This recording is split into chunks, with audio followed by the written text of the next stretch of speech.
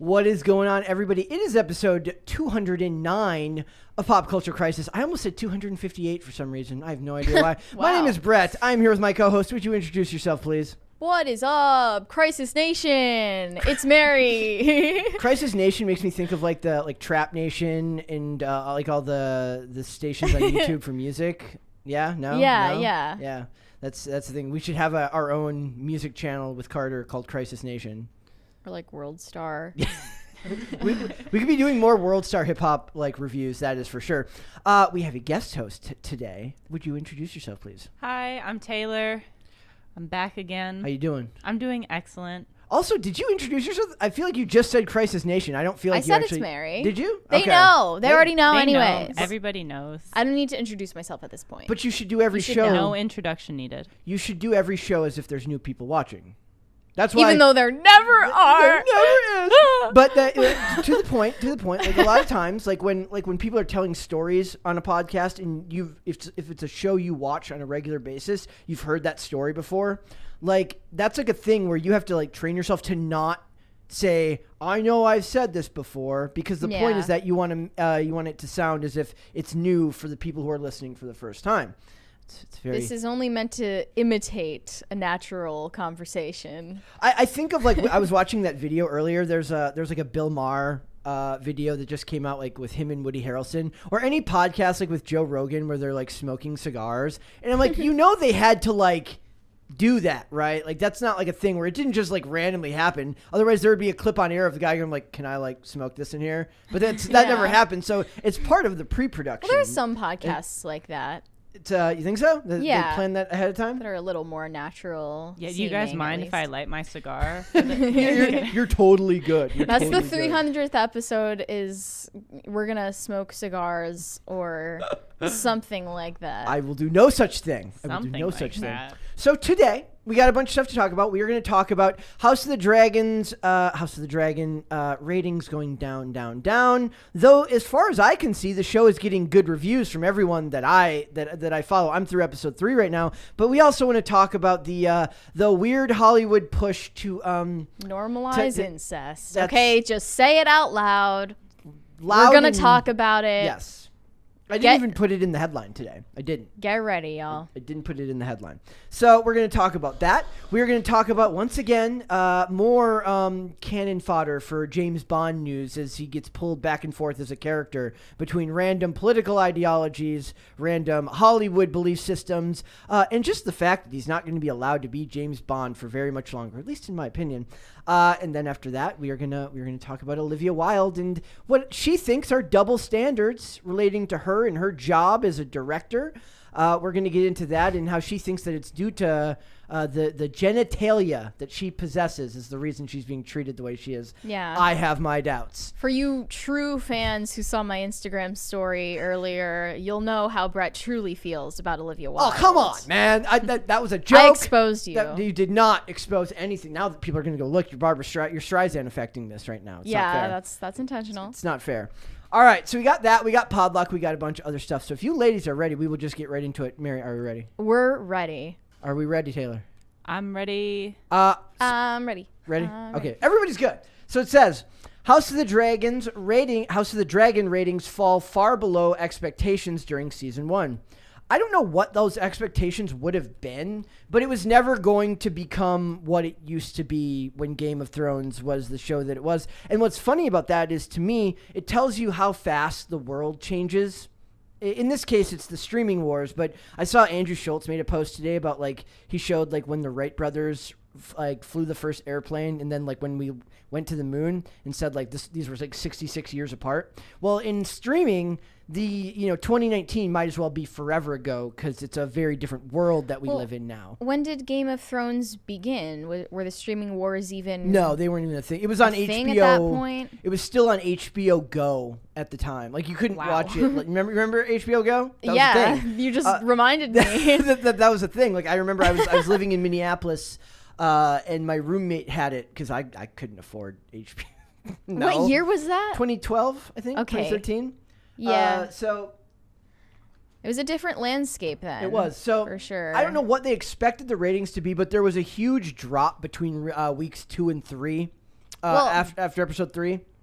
I don't know how they could have thought it would compete with the original viewership, right? Never like was you going can't to. even get close to it, let alone surpass that. So they're barely getting over 2.7. Like the premiere was 2.17 million, and then it jumped to 2.64 million in week 2. But the thing is because it's streaming, your immediate numbers aren't as important. It doesn't really matter that much how much people are tuning in right then. It's how many people actually tune in at all throughout that week. I think with holding on to cultural influence for longer and having these staggered releases, that watch time would be more important than just the views on a pilot. Yeah. Well, I think they're kind of they're programmed to compare it to how they used to compare old Game of Thrones, and back then it wouldn't have been a watch time model. Yeah. It would have been judging it based on how many people actually tuned in during the premiere.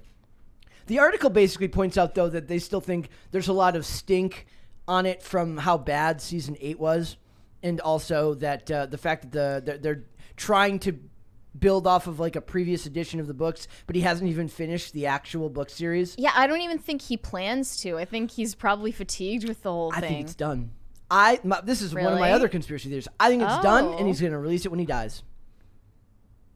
He's got enough money to live on. He doesn't need the release Why of the book. does he want to wait until then? Maybe he doesn't What would want to be the know point what of it? maybe he doesn't care what he doesn't want to hear what people think of it. And let's face it, Game of Thrones became such a huge cultural phenomenon that it's never going to actually live up to the hype of the show and the books combined and where they are now. At least in my opinion, it will not. So I think he's just sitting on the manuscript, and when he dies, he's just gonna. It goes out through That's in his will? Yeah, like it goes out through his. I don't know if George R.R. Martin has kids. I'm assuming he probably does. Maybe. I don't know. Not sure of his personal life. But I can imagine, he's got a lawyer. He's got a law firm on retainer that's job it is to release it once it comes out, once he dies. Yeah, In do the you think event of my he's death. disappointed with how it's been adapted No. and that might be part of the reason why? My favorite part, no, I don't know if that's it, but my favorite part of all of these is listening to the writers have to pretend like they actually really love this stuff, like when they make their adaptations of their books, like it's so great, Yeah. when really they probably don't think it's all that great, but it affects their bottom line if they don't speak nicely about the properties. I suppose so. So the other thing is I'm up through episode 3, and it's fine. Well, supposedly episodes 4 and 5 are when things really ramp up with the incest and the, just general not safe for work content. NSFW, a subject guys, of debate if you now. If you have children in the room, you may cover their ears. I really hope no one watches this show with children in the room. But I get cover their ears every time. Or what was it like? They have there's the plug-in for your computer that Tim was talking about, and he's like every time it says Republican or right wing, it says did bad thing rather than listing what they actually do. It's like a plug-in that changes it and just says did bad thing. Yeah, they could do that. Wow. So this article says House of the Dragon viewers call out fellow fans for romanticizing incest scenes. This is what Hollywood wants. Okay. I don't know if this is what Hollywood wants, but they certainly have a strong desire to cover this stuff and put it in shows on a regular basis. Well, it's now seen as a given, particularly with Game of Thrones, but it's going to spread out and branch out as a theme for other shows from that point. It said incest should come as no surprise to Game of Thrones fans. I don't know why that is. Why shouldn't it come as a surprise? It should be a surprise. It should always be a little off-putting. A lot off-putting. We've talked about Especially this before in other shows. If the show is framing it as a bad thing, which is the qualifier that is consistently brought up. Well, at least it's bad. Yeah, at least it's shown as something to make you uncomfortable in the show, right? It's a moral dilemma that you're supposed to wrestle with. But that's not what in reality is being received, because the fans are, at least the ones who are disturbed by it, are seeing a faction romanticizing it and shipping it. I hate shipping, even when it's fictional characters. Oh, shipping is like part of what's damaged all of this. Is there's so much the shipping culture in shipping has spread out from like the darkest corners of DeviantArt and Tumblr into mainstream conversations on social media that I can't believe. What is shipping? What is Oh, shipping? yeah. I almost feel like we shouldn't tell her because her life is so much better off not knowing. Oh. Okay, ship is short for relationship, right? Okay. I learned that on this show, weirdly enough. I knew what shipping meant, but I didn't know the actual phonetic meaning of it. But it's when people want two fictional or maybe real people to be in a relationship Okay, that makes together. sense. So they're shipping a blood-related niece and uncle. No. And I mean, that essentially proves that the show is not accomplishing what they're the trying fans to do. defending it are claiming it is accomplishing, which is like showing you something morally complicated and making you uncomfortable with it to like, I don't know, Being into it. to like analyze the social dynamic of ancient Northern Europe. Yeah. I don't even know when it was a prevalent thing. Yeah. But people do that with like porn. But now they're too. making Yeah. it prevalent again in contemporary society and changing people's feelings about incest. And it's like, what could possibly be the reason for this? Why do you think that is? Do you can you think of a reason? I can't like even imagine being in their shoes, what they would like. Other than just shock value and wanting people to watch the show purely for how risque it is.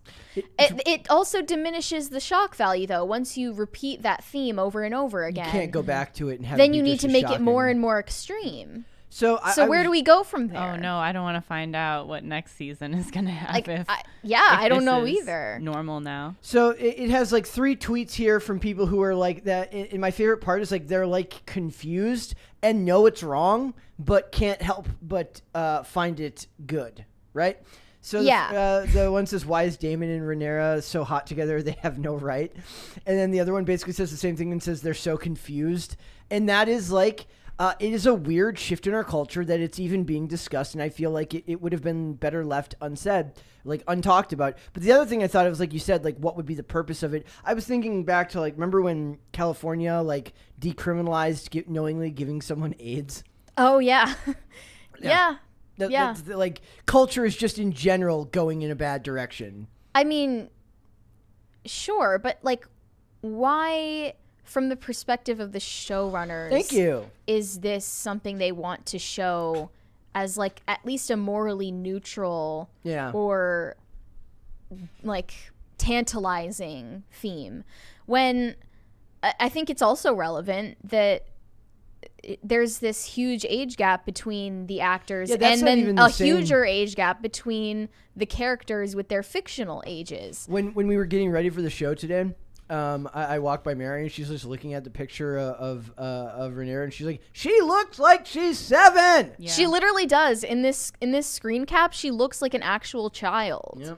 Yep. The actress is 22. And then Matt Smith is like 40 almost. Probably. At least that's the right way to do it. Have an adult who can. Though they look have- I know, younger if they're but then- gonna do it fictionally in a show. But Yeah, but then the actress who plays Alicent Hightower agreed to do sexual scenes when she like contractually agreed to it when she was 17, and then they began filming them when she like after she turned 18. I like this part here. Yeah. It says the person says, how can "Wait, you consent to that then? Exactly, that's what we're saying. Like, it's just the definition of grooming.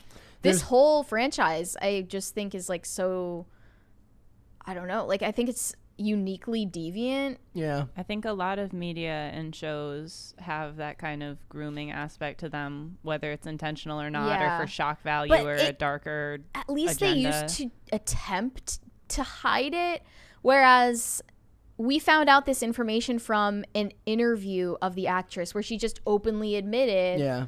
that she signed these contracts and took this role as an underage, like a minor, and then as soon as she turned 18, they began filming intimate scenes with her. It is in broad daylight, and I don't know what reaction we're expected to have at this point. It's like testing the boundaries constantly, pushing the boundaries, but not doing so artistically, just by, I guess, violating the sensibilities of the viewers. But also part of it's like we had a culture in, like, listen, you weren't even alive in the late 90s and the early 2000s, where it was in the early 2000s, but it was a culture that was constantly pushing boundaries and becoming more and more. I mean, the religious right at that time was complaining constantly about slippery slope, slippery slope, over sexualization of women, and what it would do to society if we did this. And companies, I think of like WWE, the WWF at the time, with like the Attitude Era, where all of the women were hypersexualized. Granted, they still are today, but they're actual athletes and can do their job. Hyper violent, hypersexualized, and it was somehow more innocent than a time now, which is weirdly puritanical in some respects, but also far more deviant in others. Well, it's puritanical in the respect that they openly admit to planning an intimate scene for 7 months straight with an intimacy coordinator and robotically choreographing simulations of sex. But then they are showing it to the audience with no preparation, no context, no reason that advances the plot, and solely to shock them and also to disgust them. And I'm okay with the concept of like showing something that's supposed to disgust an audience to get a reaction. How far do you take but that, how though? far do you take it? In this case, it looks like we're going straight to children. That's what I'm saying. Like, I think we've, like, I had this argument with someone once where I saw a comment on like one of the videos yesterday that called me Black Pilled Brett, and that can be true. Is that who you are on this show? In a lot of respects, I felt like society would draw the line when we heard the term maps. And now I'm not even so sure if I buy that society will actually push back anymore. And in this case, I think it's kind of like the frog in the boiling pot, and they just kind of do it little by little and make it a little bit worse and a little bit worse and a little bit worse till the point that nothing shocks you anymore. And it's working. Yeah, I feel it that absolutely is. Even this becoming a subject of debate, like, I know there are fans who find this disturbing and who are against the shipping. Like, one of these tweets says, wait, there are people, actual human beings, who legitimately ship Rhaenyra and Daemon. Thanos was right. Yep, that's my favorite one. That's at the very least, there's people pushing back. Some people are pushing back against it, but I don't think it's even a good thing that this has become a subject of debate. It's still pushing the Overton window of what's acceptable, that you are forced to be, that certain viewers are cornered into saying that this isn't okay. Like, you shouldn't even have to say that out loud. What it does is it becomes the example that they use. The next time something comes up, they're like, well, they did it in House of the Dragon and nothing bad happened. Therefore, it's old news. It's fine. And let's push the envelope even further. Exactly. So it's kind of done like that on purpose. And like, now, I'm not saying that there's some nefarious cabal of weird Hollywood pedos in lizard skin out to steal your children. But I am saying that it is a concerted effort to change our moral compass as a society through arts and entertainment, which is clearly far more effective of a means of reaching the public than through anything like public policy seems to be. Yeah, like one of these tweets said that they said, I feel like Game of Thrones has made everyone casually accept incest on TV. Yep. Mm-hmm. They're openly admitting it, and it's like, I'm surprised that anyone is willing to even openly confess that they're confused by this. Yeah. It's not a confusing subject. At least it didn't. It should be fairly black and white. It was never confusing before. Why is there a gray area now? Yep. Incest. That was artificially created by the media. Yep. Absolutely. I don't think this is like something that the audience demanded. It's just more of do you think that this is also, as much as it is part of the media, do you think it's also somewhat reflective of society in general? Because I was also thinking of the Ana de Armas thing, where she says that she created this piece of art and basically has nude scenes and that they're going to end up becoming viral, and that kind of disgusts her. I'm like, but you're still putting it out there. But they're putting it out there because there's clearly public interest for it. I feel like So who's to blame here? Is it us that They're consumes it, they're or is it astroturfing that public interest in it. They're trying you to believe create that it's that artificially interest. created? I don't think that that's something the consumers demanded. And also, like, it was perfectly possible to make sexually suggestive content in films when we had decency laws. And that was done artistically, and it was done in a clever way. And that's something I can genuinely appreciate. I'm not sure I how like I feel. that better too. Yeah. I'd rather not know what everyone looks like naked. I'm not sure how I feel about. Can you explain how you would impose? I'm not sure if I'm in for the decency law. Maybe I don't know about I'm not saying that, how but that could be enforced today. to, it's been so long since to like suggest something's happening in a scene without being like in your face about it. Yeah, like think about if we had watched Top Gun Maverick, which you love. I love it. And we had to watch an entire like uninterrupted sex scene between if you're Maverick telling me and Penny. So that's so awkward. do I have to see And Jennifer Connelly naked? Oh no. But Brett, it's a family-friendly movie for a reason. I'm half kidding. And plus, I don't want to see Tom I'm Cruise sure naked. there was a question as to like how much to to film show. that or what to show. It's something that didn't even need to be thought about before. There is a little bit of apples and oranges here, though, because I don't know what the rating was for Top Gun Maverick. It was probably PG-13.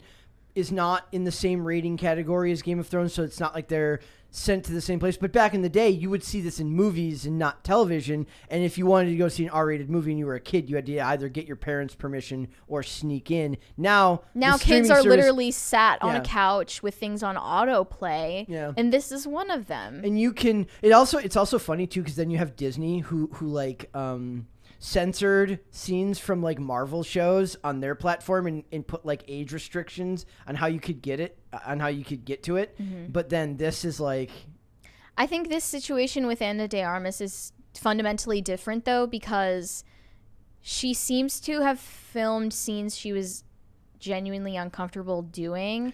Then like she condemns what is in the scene, but then also claims it was necessary to accurately portray Marilyn's life. I want to read this quote. So it says, the actress added that the movie was outside of her comfort zone, but she did it for the film's director, Andrew Dominik, and the iconic Monroe. She says, quote, I did things in this movie I would have never done for anyone else.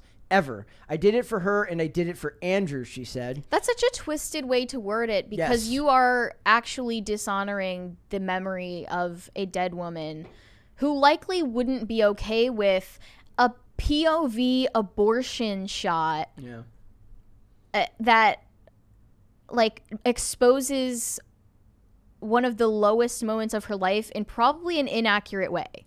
Oh, a propagandistic way, I'm sure. Yes. And I mean, there was a lot of social media controversy about that movie as well. That's a different story. Yeah. But, I mean, I think Ana de Armas sort of revealed that she was uncomfortable doing this. Again, we're going to find out in and felt 20 years. guilty about it. Yeah. She literally visited Marilyn Monroe's grave. It doesn't seem like she felt great about this project and the outcome of it and what it showed. And she knew that it would go viral, and she knew that that's, even though it's a fictionalized, dramatized retelling of Marilyn's life, people take it as it's based on a novel. Yeah. People still, of course, are going to take it as historical information. Alternative history and movies based on books of people's lives are going to be very dangerous for the coming future, because I mean, Game of Thrones and House of the Dragon are also taken as historical fact by ignorant people about medieval Europe in a world that doesn't exist. They're like, wait, there weren't dragons back then? It's nice that she was left confused about the film receiving the NC-17 rating. Yeah, at the very least. Because she said, oh, I've seen worse.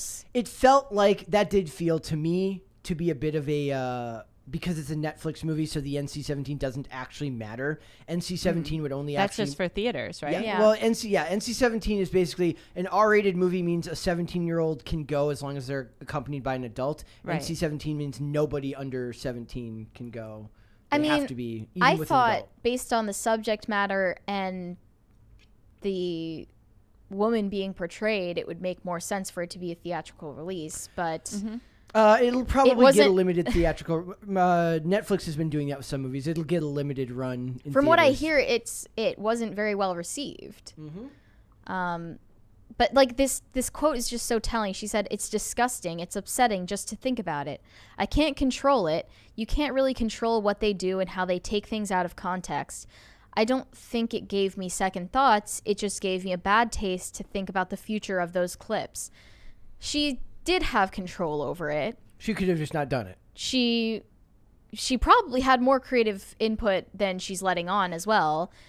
And if she found it so disgusting and upsetting that those clips would be taken out of context, then do scenes that are like contextually and historically accurate and not disrespectful to a dead woman. It And seems maybe don't wait till after you film the scenes to talk about how disgusting and upsetting. And it's you also thought they hating on were. the audience again, like usual, saying that they're disgusting and you're taking it the wrong way. You're taking it out of context when it's designed to be that way. It seems as though she has a great amount of respect for the director, and that's why she went through with them. Can't imagine why. If she, I mean, people even said that it seemed to be filmed in a way that the director was specifically trying to expose Ana de Armas's body rather than show an accurate retelling of the novel and of Monroe's life.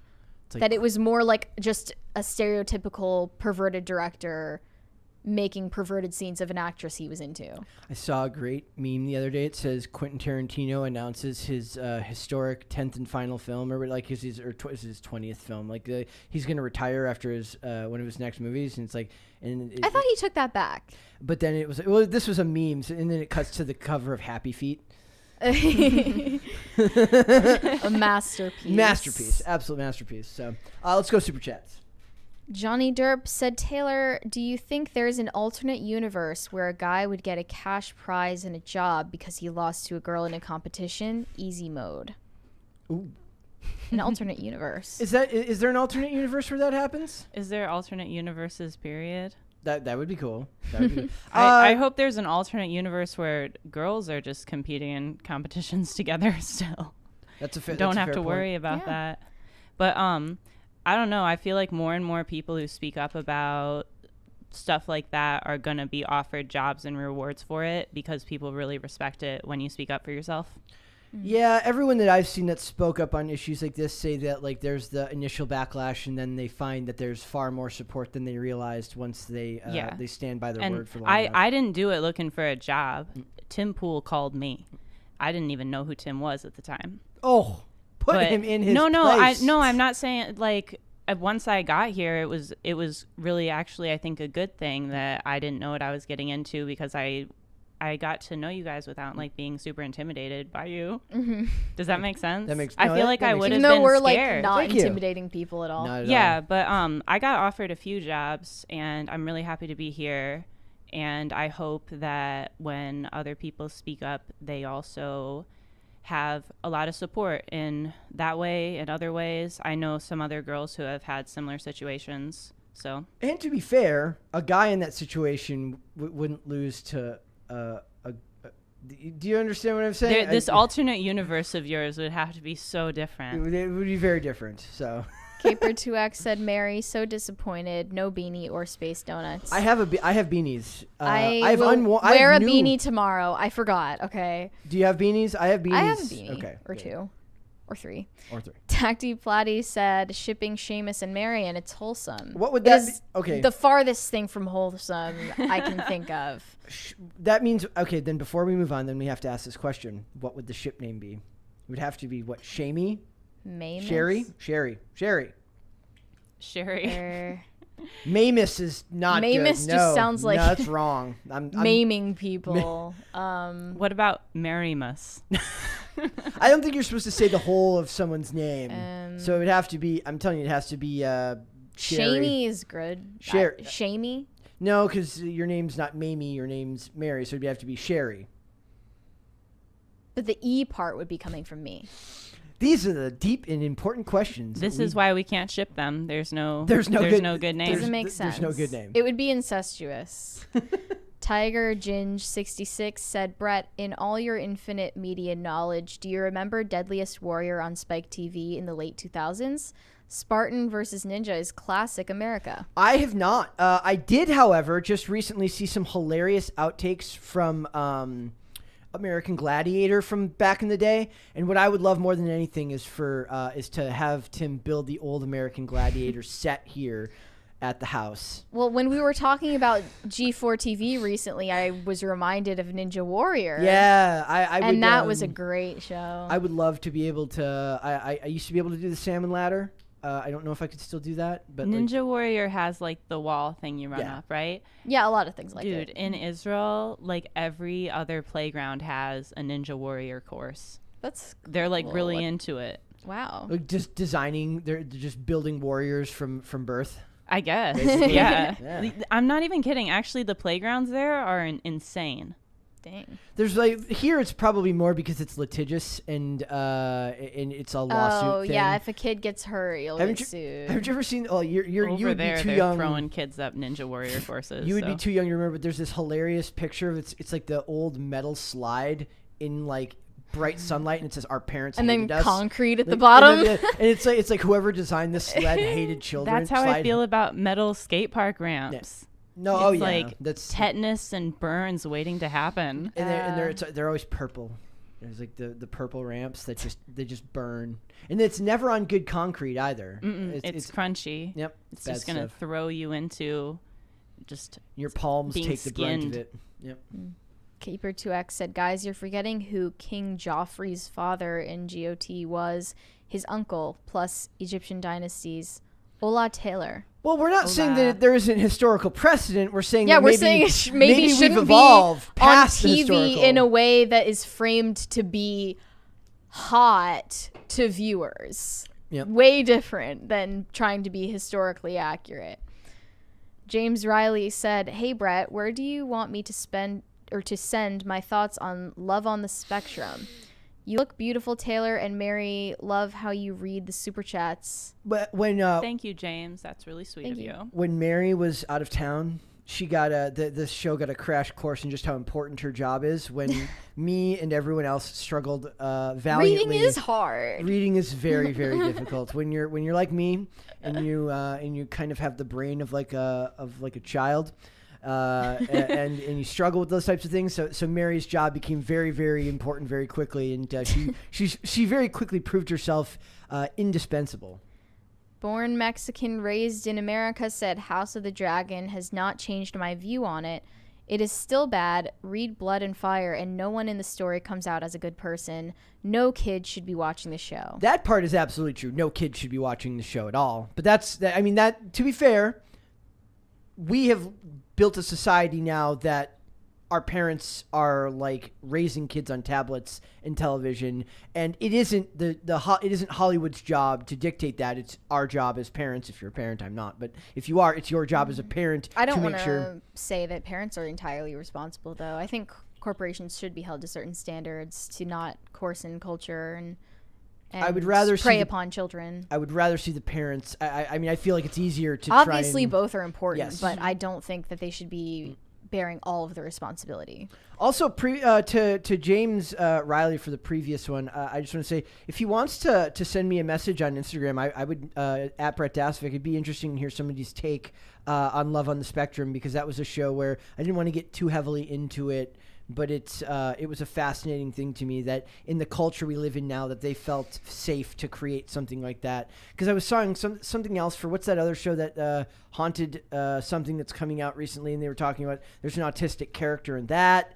Haunted or Heartbreak High. I mean, it was Heartbreak High. So there's like you can do those things, but it is very like one of the hardest things about the concept of representation is they're like, we want you to do it, but you have to do it exactly right, or else we're going to be mad at you for not doing it exactly right. So it's like, why would you risk it at all? But they're risking it, and I can appreciate the attempt, but it doesn't mean it's going to work every time. So I would be interested, at Brett Dasvik on Instagram, it'd be interesting to hear your thoughts on Love on the Spectrum. At Brantovic on Instagram. That would be cool if I could have gotten that name. Falcon Wes X said, he sent us a thumbs up. Thank you. Thank you. Usually it's Johnny Beck that does that gives us the thumbs up. Bad App said, I'm so trad, I'd ship Mary and return her cart. Aww. That's very trad. Thanks. Find a man who will return your shopping cart for you. Call Me Snow Possum said, if you could pick an actress or actor to play you in a movie, who would you pick? Gal Gadot. Gal Gadot? Yeah. Gadot. She's You beautiful. pronounce the T. Do you? Gadot. Oh. I also, the other day, I said Thandiwe Newton. It's Thandiwe, but somebody else was saying it's Thandy. I'm like, it's not Thandy. The H is silent, according to the pronunciation thing on multiple things on... Like, if it's a name like that, I tend to look it up to see how they pronounce it. Mary, who would play you in a movie? I think I would want Dakota Fanning. Oh, that's good. It's kind of perfect. Actually. Like, yeah. I'm kind of here for it. Yeah. I liked her in wasn't she- Twilight. Wasn't she in the latest Tarantino film? Or am I Yes, getting she was mixed in up? Once Upon a Time in Because Hollywood. I almost didn't recognize that? her there. Elle Fanning. I don't know. It could be her sister. I could be off, but it's been a while. And as for me, I have literally no clue who would play me. I would have to We just spend- need a blonde guy with a. I'm just kidding. Guy Fieri. Yes, Fieri. Guy let's Fieri go. and Dakota Fanning. I could put on... No, you know what? Yeah. The hell with it. Since we don't have to cast anyone that actually looks like anyone anymore, I want Alan Richardson to play me so that I can be like 6'4" and like 250 pounds of nothing but muscle. I want Wasn't there Morgan some- Freeman. Wasn't there some actress you said looked like Taylor? At some You point. showed me. Wait. I forget yeah. who You it was. showed me. It's the girl from Zohan, right? There was one, and now I I can't don't remember her name. I can't remember. Oh, she was in Murder in the First. She was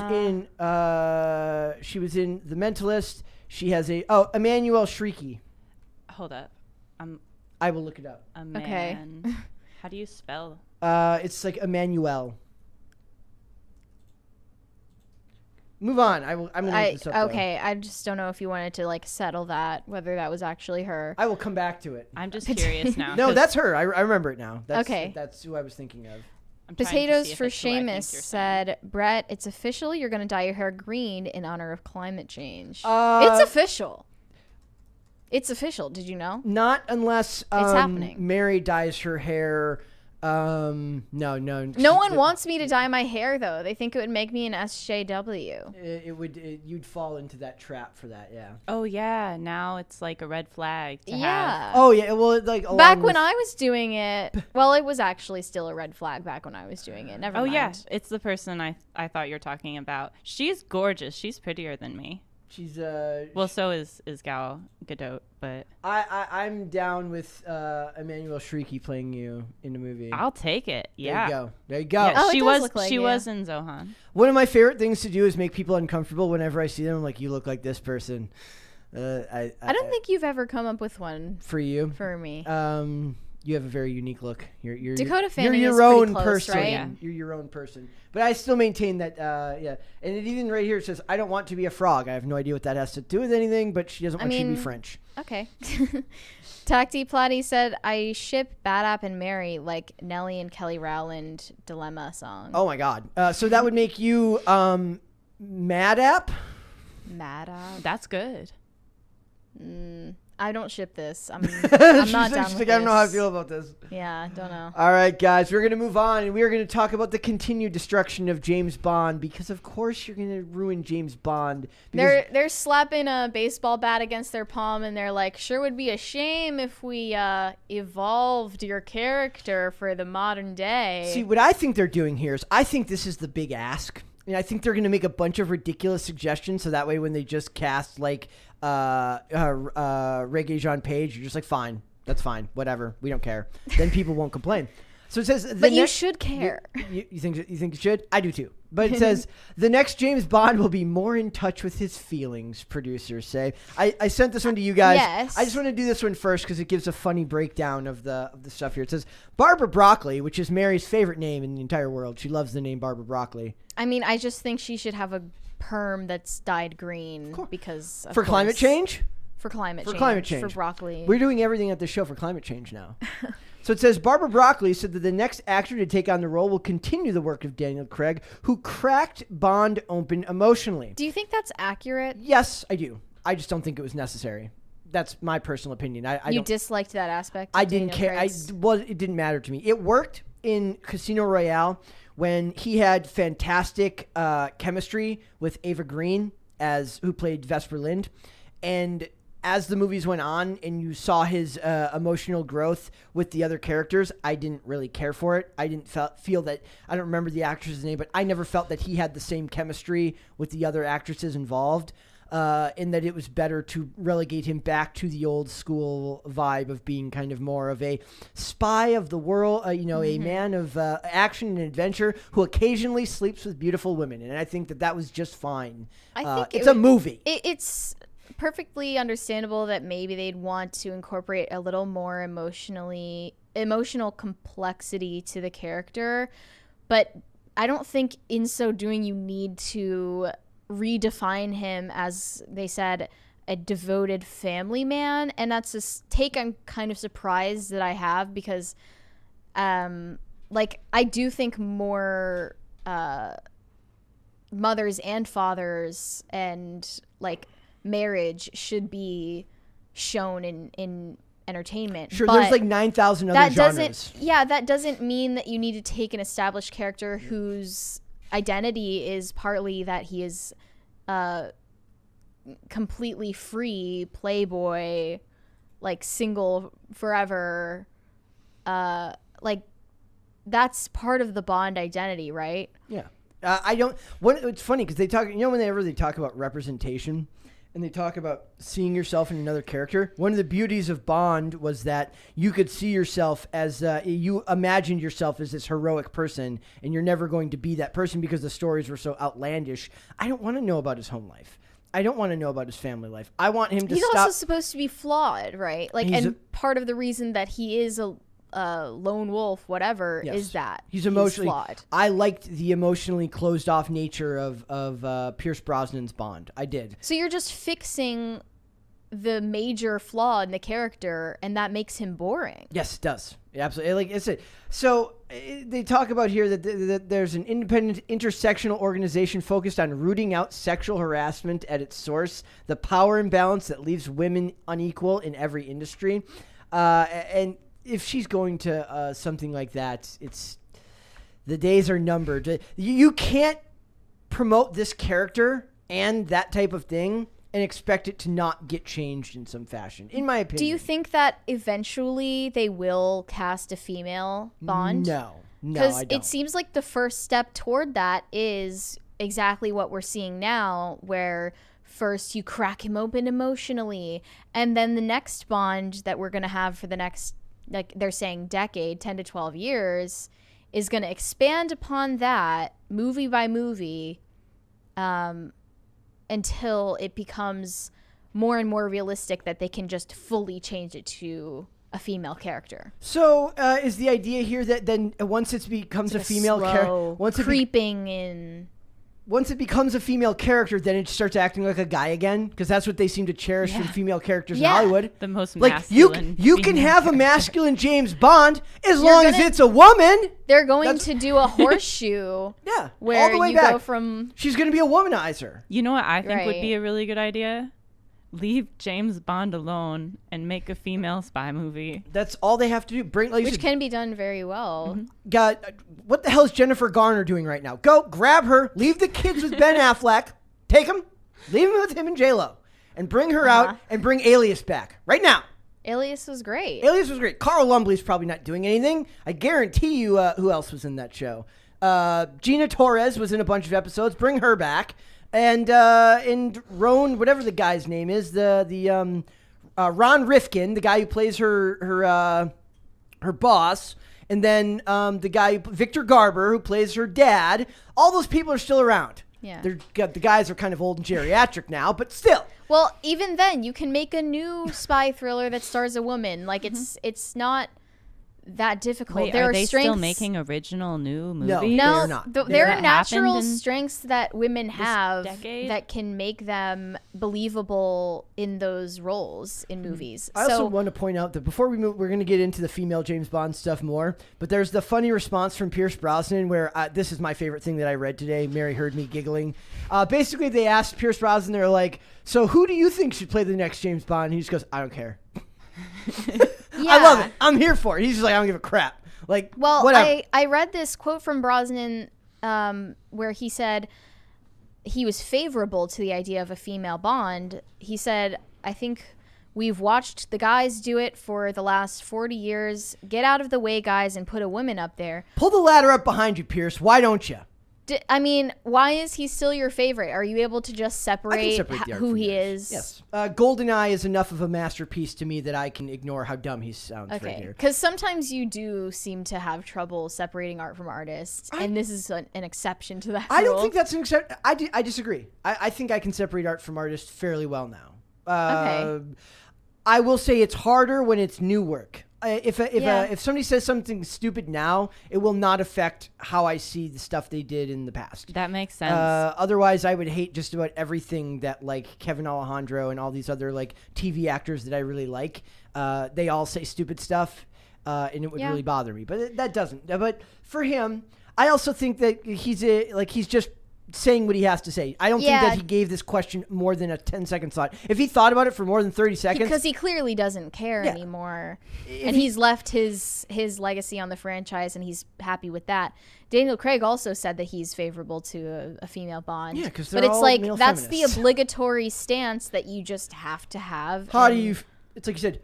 They don't want to sure get would canceled. be bad if we didn't have a female Bond, right, Pierce? It feels like a shit test. Yeah. They're looking for a punchy headline. Sure That's would all they be a want. shame if we ruin your career for having the gall of saying like, oh, I think Bond should be a guy. It's really a win-win for the media when they ask a question like that. Because if they say yes, then it's a headline that Daniel Craig calls for a female Bond to be his predecessor.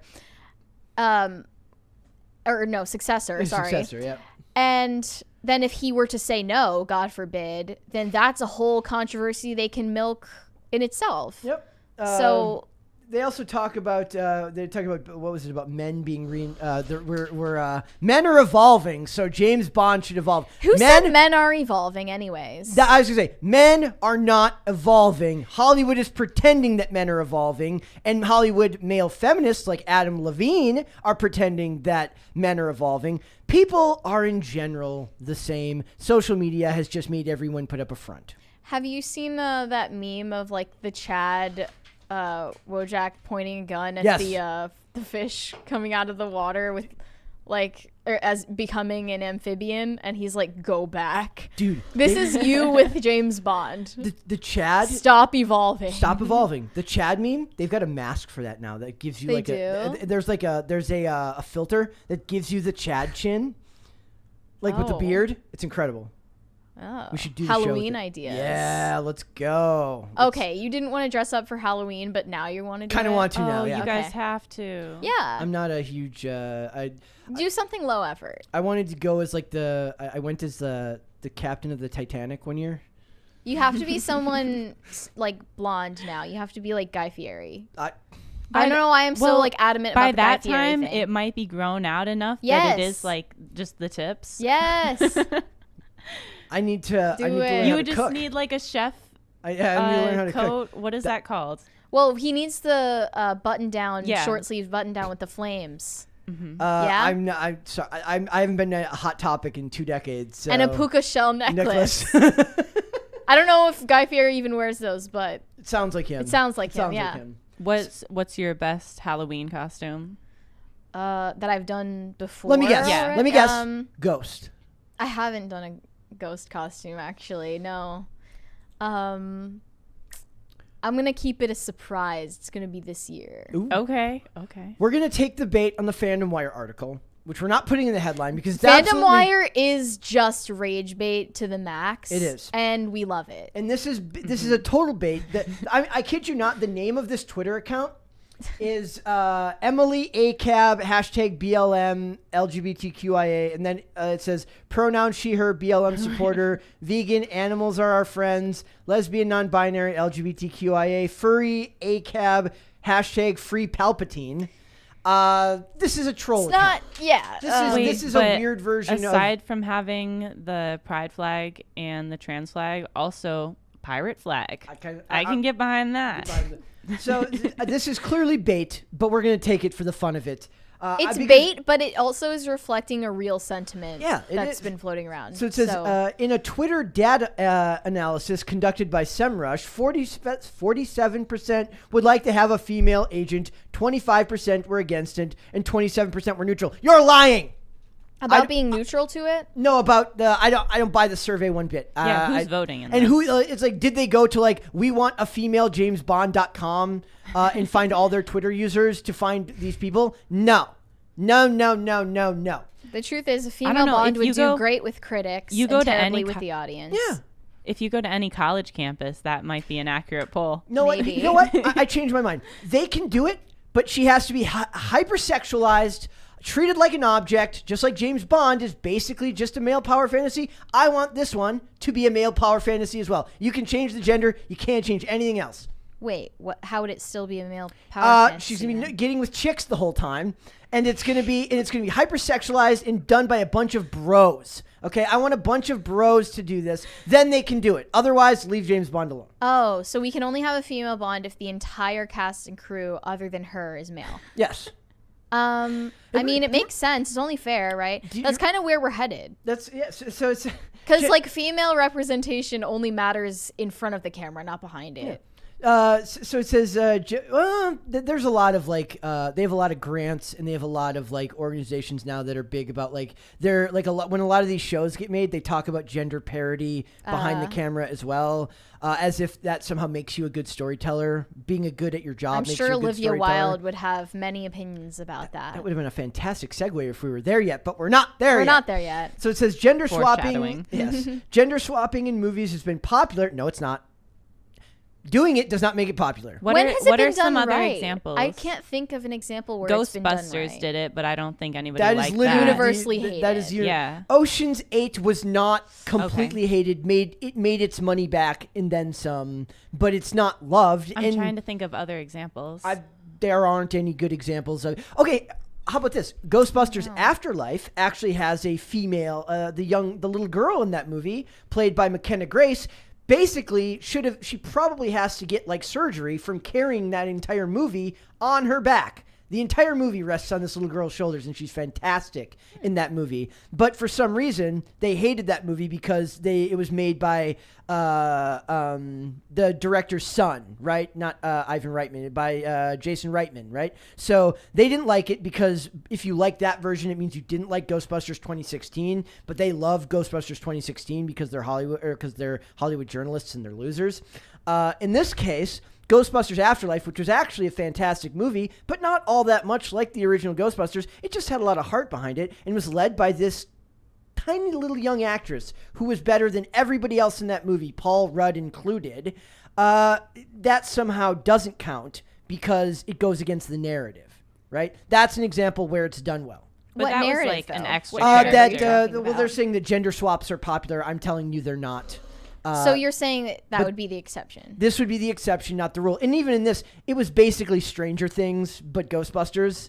But it still worked. So it wasn't like a previous character was swapped. No. It was just but it was a franchise. It had the name behind it. Yeah. And she plays Venkman, not Venkman. Dang it. Now somebody's going to call me on it. The scientist, Egon's daughter or granddaughter, one of the two, granddaughter, and she's the best part of that movie. And but it like they run headlong into the narrative. The same thing happened with Captain Marvel and Alita Battle Angel. right? Alita Battle Angel got no press, and everyone was telling people not to go see it because it was coming out at the same time as Captain Marvel, and Captain Marvel is Disney approved. Brie Larson sucks, so that means Hollywood loves her. And the young actress who was, and I don't remember her name, Rose something. I mean, it says a lot that you don't remember. Rosa. No, but she's great in that movie, and she was very magnanimous and professional and clearly loved playing the role, whereas Brie Larson came off as everything other than that. Yeah. But Hollywood picked their side. They picked Brie Larson, and now we don't necessarily we're not going to get the Alita Battle Angel sequel. Well, maybe we will, but... I think that... Rosa Salazar? Am I getting that right? The risk of James Bond getting gender swapped... She said it would, to be fair, Barbara Broccoli, your favorite name, said that wasn't going to happen, that he has to be a dude. Okay, sure, but who is to say that she's going to still be in charge of this 10 to 12 years from now? Yeah, they love that Someone too. is going to get... When she eventually, I don't know how old she is, but eventually she's going to pass away, and then we'll get a Tolkien This is an inevitable situation, I feel. I was right, by the way. It's Rosa Salazar. My brain's working today. It starts... when you're proposing other things like race swapping James Bond. Yeah. I know you disagree with that, but once you throw details like that to the wind, like once you're saying out of fatigue and just giving up on it, like sure, just cast Regé-Jean Page, I don't care anymore. Once you don't care anymore and you're done protesting against their agenda, that is when they can do whatever they want to your character. Well, then I'm the problem for not... You're the culprit. It's you all... and Barbara Broccoli I have to look are in to blame. Somebody finds a mirror to show me a mirror. It's been me all along. It was always my fault. So in this article, basically, and like I said, yes, it was Rosa Salazar in Alita Battle Angel. So I wasn't wrong about that. Yes, Brett, we know. Producer says James Bond stays a man. Meanwhile, other actors are not so keen on this new concept. Ana de Armas, who played Paloma in No Time to Die, said in an interview, "There's no need for a female Bond. There shouldn't be any need to steal someone else's character, to take it over." They're right. Don't do it. Just make your own character. It's kind of interesting that she's pushing back against that because I think in other situations it wouldn't be acceptable to... I would be okay if they took Michelle Yeoh's. She played a Chinese spy in Die Another Day.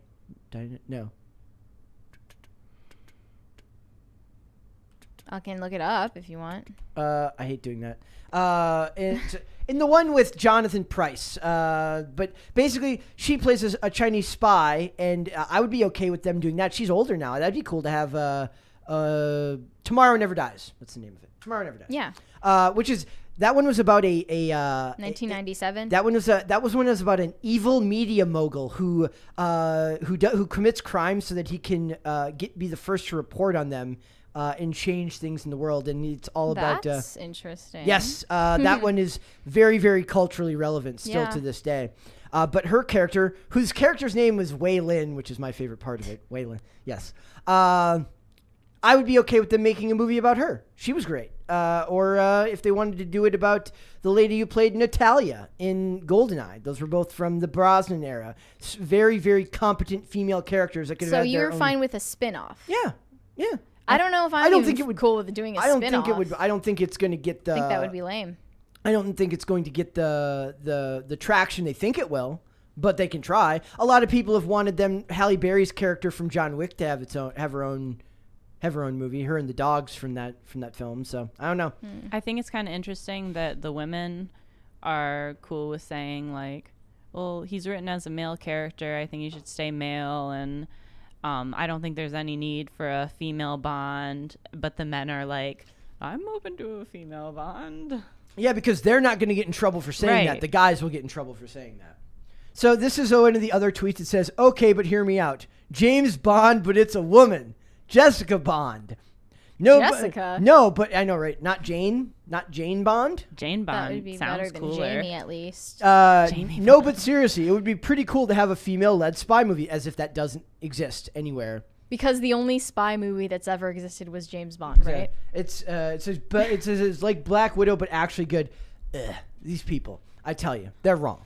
Maybe if they do Jane Bond, she'll like slap men around. You know, they had, I never watched the show, but there's a show called Winona Earp that's apparently very good, at least from what I've heard.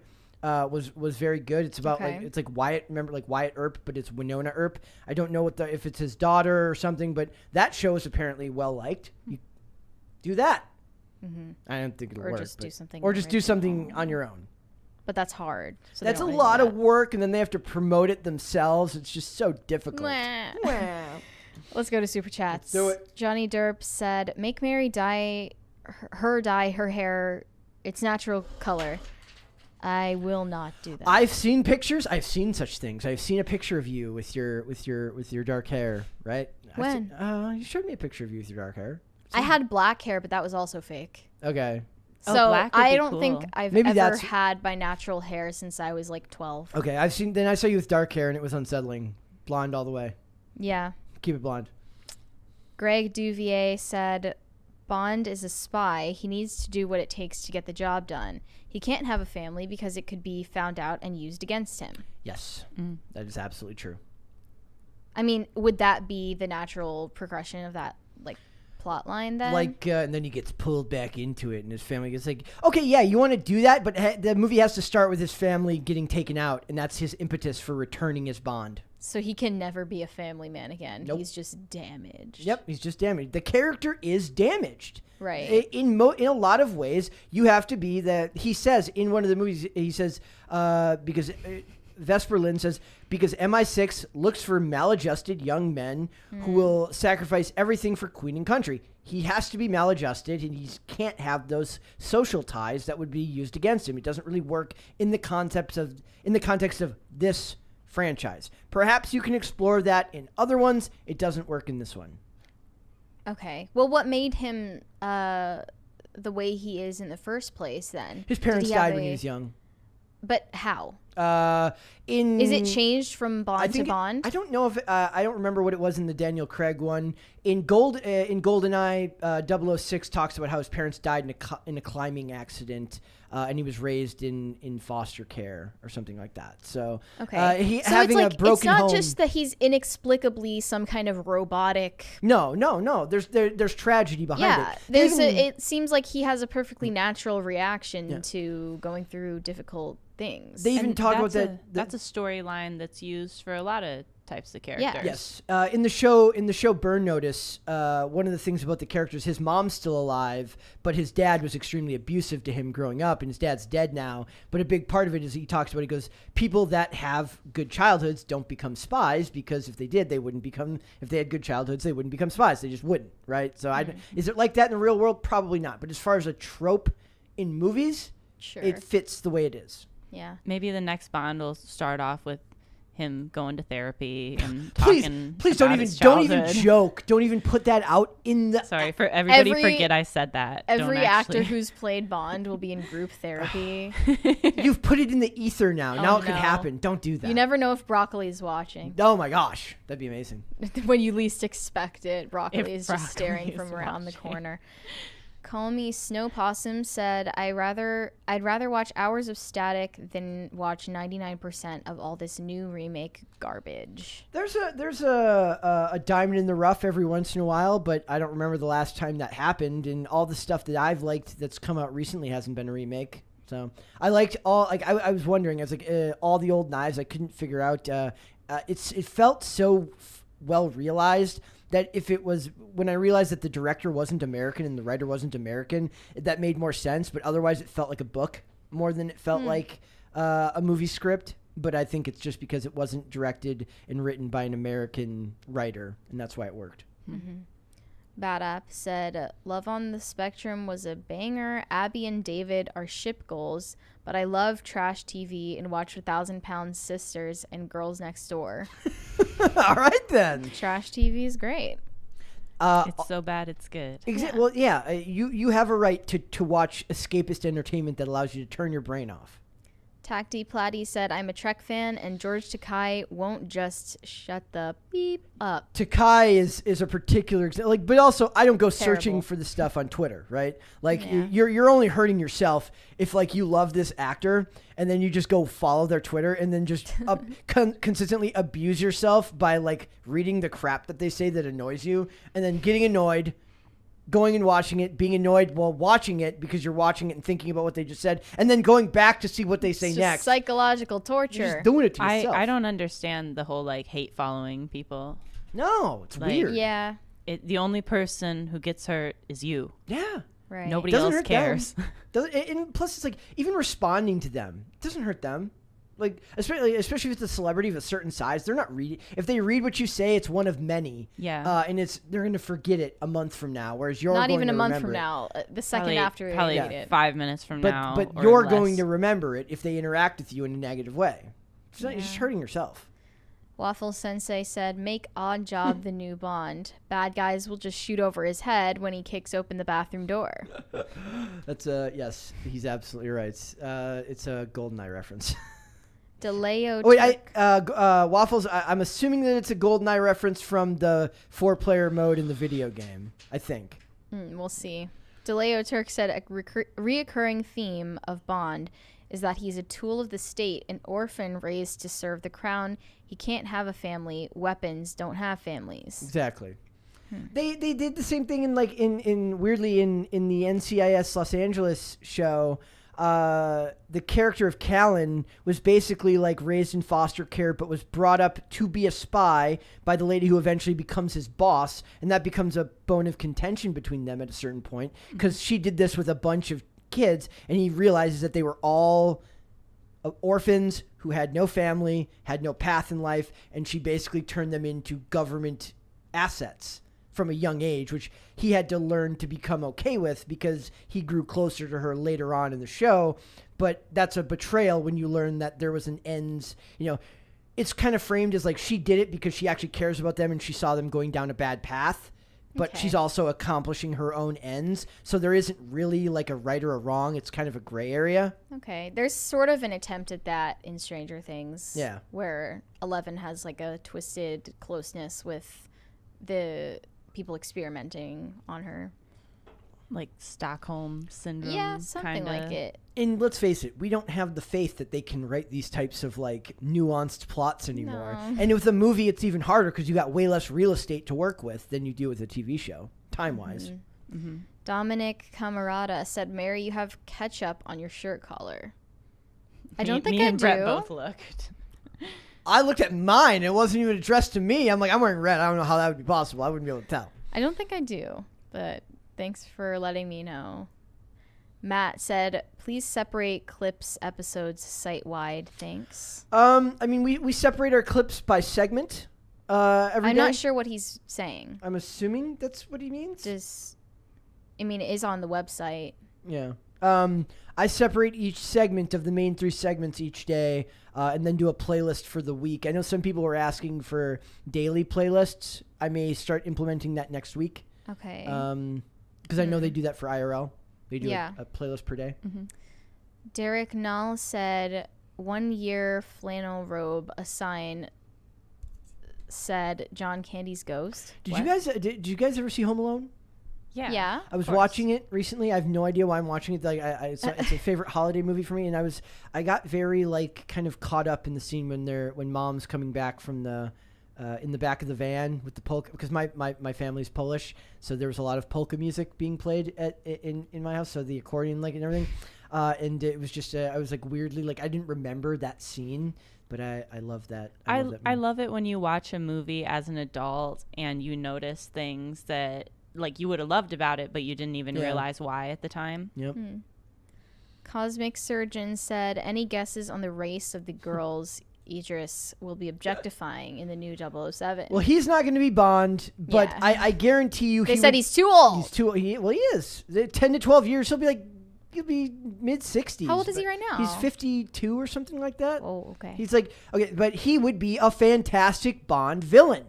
He has great, he could even do an American Bond. Like, he does a great American accent. He doesn't even have to do a British accent. He could do If you guys haven't seen The Wire, he does a great American accent in that. I mean, on top of everything else he does. But he would be fantastic as a Bond villain. He does not need to be Bond. Yeah, that's a good idea. Lane said, better a spin-off than a rip-off. Yeah. If I had to choose between, like, making Bond a chick and I'm bringing back... Between a pittance and getting spat on in the face. If it's between Jane Bond and the Wei Lin spin-off movie from 1997's Tomorrow Never Dies, I'd take the spin-off every single time. Tacti Platy said, Brett, 006's parents were betrayed by... The UK. No, he's right. No, I said Bond's parents died in a climbing accident. In that scene, what he says is, whereas your parents had the luxury of dying in a climbing accident, my parents escaped. Basically, his parents were, what were they? They escaped Stalin and then were all shot, basically. Like, his parents were, and then he came to work for the government, and the government didn't realize that he understood what happened to his parents. So... Mm-hmm. That was a strong plot line. But no, it was Bond's parents died in a climbing accident. 006's parents were betrayed by the government.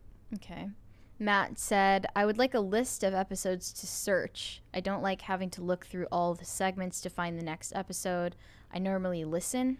I'm not sure what he means. There's a playlist called Pop Culture Crisis Live that has all the live episodes in order. Oh, so you don't have to go through the clips. You can just watch the whole. Yeah, but the thumbnails are also different for the full shows and the segments, so it is easy to see which ones are the full episodes. Maybe what they want is to do. I could do a weekly do like a playlist of just that week's live shows rather than just the segments. Maybe because we have one folder that has all of the live shows in it. Is there a folder with all the segments too? What per week? By week. By week, but not the episodes by week. Not the episodes by week. So maybe we do that. All right, guys, let's move on. Now that I've gotten James Bond out of my system, it's fine. But now we're going to get our hatred for Olivia Wilde out of our system. This is Mary's favorite. Mainly mine. I mean, you have beef with Olivia Wilde too.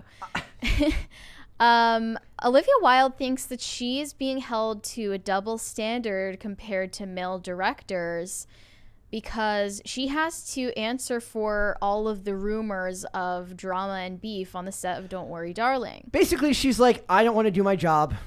Sexism.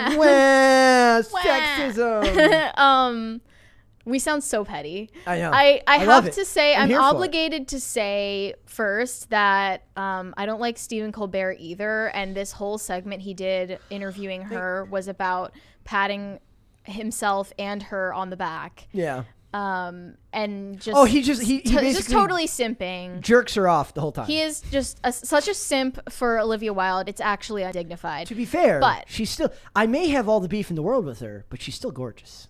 She's still gorgeous for now. And not on the inside. See it, lady? The wall. It's coming for you. I still think that Florence Pugh is better looking, but that's just me. She's like 10 years younger than her. But also, like, they look like they could be the same age. No. I think they're both pretty. Yeah. I think Florence Pugh looks like she still has all her baby fat. She looks like a 27-year-old, 12-year-old. Yeah, I think she's cute.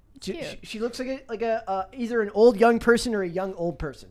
I'm here to represent adult women with chubby baby cheeks. The only movie I've seen her in is Midsommar, which was incredibly disturbing. I haven't seen Midsommar.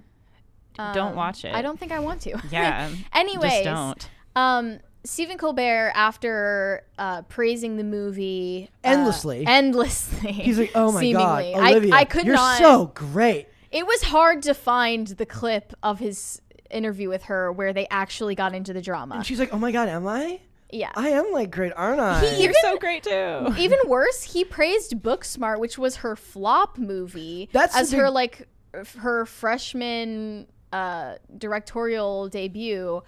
And it was famously a box office flop that only critics liked, and the audience did not like. And I watched that on the airplane. It was bad. Then this is I don't think worse. I finished it. Even the reviews on Don't Worry, Darling are all mixed to negative. So she doesn't even have like the critical darling that she had for Booksmart. So it says she said, "I don't feel like my male director colleagues are answering questions about their cast. Well, your male director colleagues aren't having movies that have Spitgate and having a bunch of your stars just not show up to premieres, and nor are they getting away with dating their... okay. There's a lot to it, okay? Was the Spitgate thing... Was that actually I think that real, Spitgate or? was like the easiest to debunk That- from which is her why they fo- perspective, which is why they focused on she it. pivoted the conversation toward it a lot. Yeah. But it's undeniable that there was personal beef on set. She casted a woman that she already had professional tension with And to gave her do sex scenes with her boyfriend, who replaced Shia LaBeouf. who she claimed she did not beg to come back to stay on the movie. And then was he leaked the proven- video of her begging Shia to stay on the film. Well, condescendingly calling the actress she keeps praising Miss Flo. Yes. Thank you. I mean, there's just so many details like that it's impossible to rehash all of it. But it's undeniable that there was drama. And I don't think Olivia Wilde was some kind of victim of circumstance. I think she fomented a lot of the sticky situations that Nor do I think happened. her sex has anything to do with it. Her bad management and poor on-set work has I to think do with it. if the genders were reversed, it wouldn't be considered cool to cast your girlfriend 10 years your junior in the movie that you're directing. Rob Zombie cast his wife all with the all time. the talk about That's different. power dynamics. Sherry Moon Zombie should be in every movie. Really? Yeah. She has strong feelings on this. I love her. You're a I big- don't know why I think she's awesome. You're a big fan of Sherry Moon Zombie? Yeah. Did you like the Halloween movies? No, I just like her. Okay. All right. Hey, you learn something new every day, folks. Like I watched them because she was in them. I would like to. I wonder if the It's- chat could tell us like who's another. I'm trying to think of examples of like directors who cast their. I mean, I'm not saying Sorry to get so distracted. No, by I like I that, but- have a problem with it. I'm saying that society at large has this call out culture about power dynamics on sets, and she is suspiciously not subject to the same criticism because she's a female director. Yep.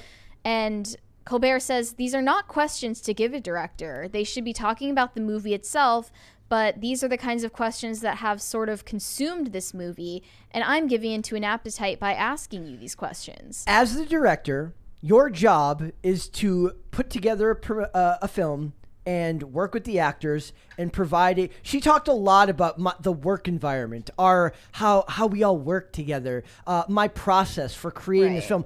When in reality, her process was an absolute shit show that had problems on every level, and it is not a question to ignore a director if it's clearly causing tensions during the promotional runs, which is leading into your marketing. It's absolutely fair to bring these questions up once it reaches a point like this. Yeah, and I don't even think of it as like accusatory. It's just, it's obvious that there was drama, and that's the only reason that anyone has heard about this movie anyway. Everybody hates Rian Johnson for the way he talked about Star Wars beforehand, and they talk about how he got into arguments with Mark Hamill about Luke, how Luke would behave in The Last Jedi, and that there was problems on set there. It's not exclusive to women. No, it is not. Like, people in the entertainment industry generally have issues with keeping workplaces professional, and they have interpersonal conflicts because of the personality that is required to be an actor, I think. Yes. So it's not exclusive to women, and I think Olivia Wilde is just trying to avoid having to address these rumors And because they're true. To be fair, we could be taking the bait. If they're using this as marketing, we're taking the bait. Maybe not. Okay, I feel it's personal to Olivia Wilde, though, because she knows that her work is subpar. Yeah. And that's the part I want to point out that I wanted to get to, where she says down here, she says, they're praised for being tyrannical. She's talking about male directors now. She says, they're praised for being tyrannical. They can be investigated time and time again. It still doesn't overtake conversations about their actual talent or about the film themselves, Wilde said of male directors. You have not yet created a movie that has reached a level that would allow for that type of dismissal of impropriety on set, because none of the stuff you have made has entered the cultural zeitgeist as anything important. As soon as you do that. And her remark about Booksmart was that it changed the cultural zeitgeist. It did literally nothing of the sort. She literally said that Booksmart changed or shifted the cultural zeitgeist enough that she earned a second chance at directing. It's not called a second chance if it changed anything for the better. Right. It's called you got a new job. It's called you got a second movie. Called getting a second chance means that the first chance didn't go well. Yeah. Right. So unless you're saying that you changed the cultural zeitgeist into something far more awful, you're wrong. I feel like she could have just dismissed some of the questions and said, I'd rather talk about the movie than pull the rather than sexism say it's card because of and sexism, criticize male directors and how tyrannical they are. Well, I think there's a conversation to be had about bad behavior from directors no matter what gender they are. Exactly. And I was surprised actually that under the video of this interview there were some comments that were extremely balanced in that perspective. Isn't it weird when the internet's like not an absolute disaster It surprises zone? you, right? It's kind of uplifting in a weird way. Yeah. So one of the comments said every director should get asked questions about it, about interpersonal relations, because it's important. The pay gap between Harry Styles and Florence Pugh is important, especially if her defense for a lot of the criticism is it being a female-led film. It's BS. The pay gap has everything to do with the fact that he is twice the name, unfortunately, that she is right now in popular culture. But because of Olivia Wilde's posturing as a champion for like female-led film, then she should have to answer for the pay gap, right? But they're not asking that question. The public might be asking that question, but Stephen Colbert sure is answering that question. And this also said the Shia LaBeouf situation is important. Olivia seemingly bringing on a lesser qualified actor to play a lead role and then dating him is important. Yes, male directors should get asked the same questions as female directors, not the other way around. Yep. Yeah, I feel like a male director would be really criticized for like putting his girlfriend in a role. I don't know. I don't know. I mean, more there's so no than drama, a female. if there's no drama, I don't know if I actually buy that. I think like a lot of it ends up being like you don't know that they're dating or you don't know they're. I'm trying to think of I would if I'd been better prepared I would have had. A list with me of like directors who have had their spouses in movies. I don't think that's inherently a problem. I don't either. But I don't people think so want either, to but I question feel like it and call it out. Like, go ahead. Like it's not a gendered issue. And I will actually say this might actually feel like it is more of a gendered issue because we're new to the concept of the roles being reversed. If we're talking about a male director with a female lead star, you're like, it was Helena Bonham Carter. Helena Bonham Carter, I believe her husband is a director or something like that, right? So this is one of those things where it's like you expect. Wait, are you talking about Tim Burton? Tim Burton? Yes. Are you talking about the Fight Club girl? You are a pop culture machine today. Well, I know that. Actually, I don't know. I'm seeing a theme: Sherry Moon Zombie and Helena Bonham Carter. They kind of fit a. That's kind of it's a trope. I have a type of actress who appeals to me. That sounds weird. If it's a guy director and a female, I feel like it's so common that we wouldn't make reference of it unless it's more 20th century. But now because it has been reversed, I will give her the credit on this one that even though they're not bringing it up, we the public are bringing it up because it is a weird reversal of roles. Well, if you're going to smash the patriarchy, queen, and you're going to, all these things, it's at least worth talking about. I think it's sussy. As the kids would say. Another comment said, to deflect the allegations by merely stating that men aren't asked these questions, that they aren't appropriate, is unbelievably counterproductive. I completely agree that gender bias dictates financing and production of female-led films, but a toxic set isn't something that is purely conjured by press. You conjured a toxic set, not the press. The press just reported on it. And financing of a film would be a lot easier if your first film hadn't literally been memory holed almost instantly, and then made some weird comment about how it entered the cultural zeitgeist when everybody else is saying, what movie? Yeah, exactly. What are you talking about? Completely irrelevant to everyone but critics. It does feel like sometimes they just talk and say stuff and just kind of hope that nobody's going to check. Well, she's also patting herself on the back for making a movie during COVID. Oh my God. She was like bragging to Colbert about how she would film a scene and then she would pick up her baby and then go to the monitor and they would tell her news about some new COVID restrictions that they had to work around. And it was just so hard. And then we would film a scene again. And it's more about the feeling she gets from being in charge than about being invested in her film. Also, I'm still annoyed at when they talk about that as if men haven't had kids and then gone back to work.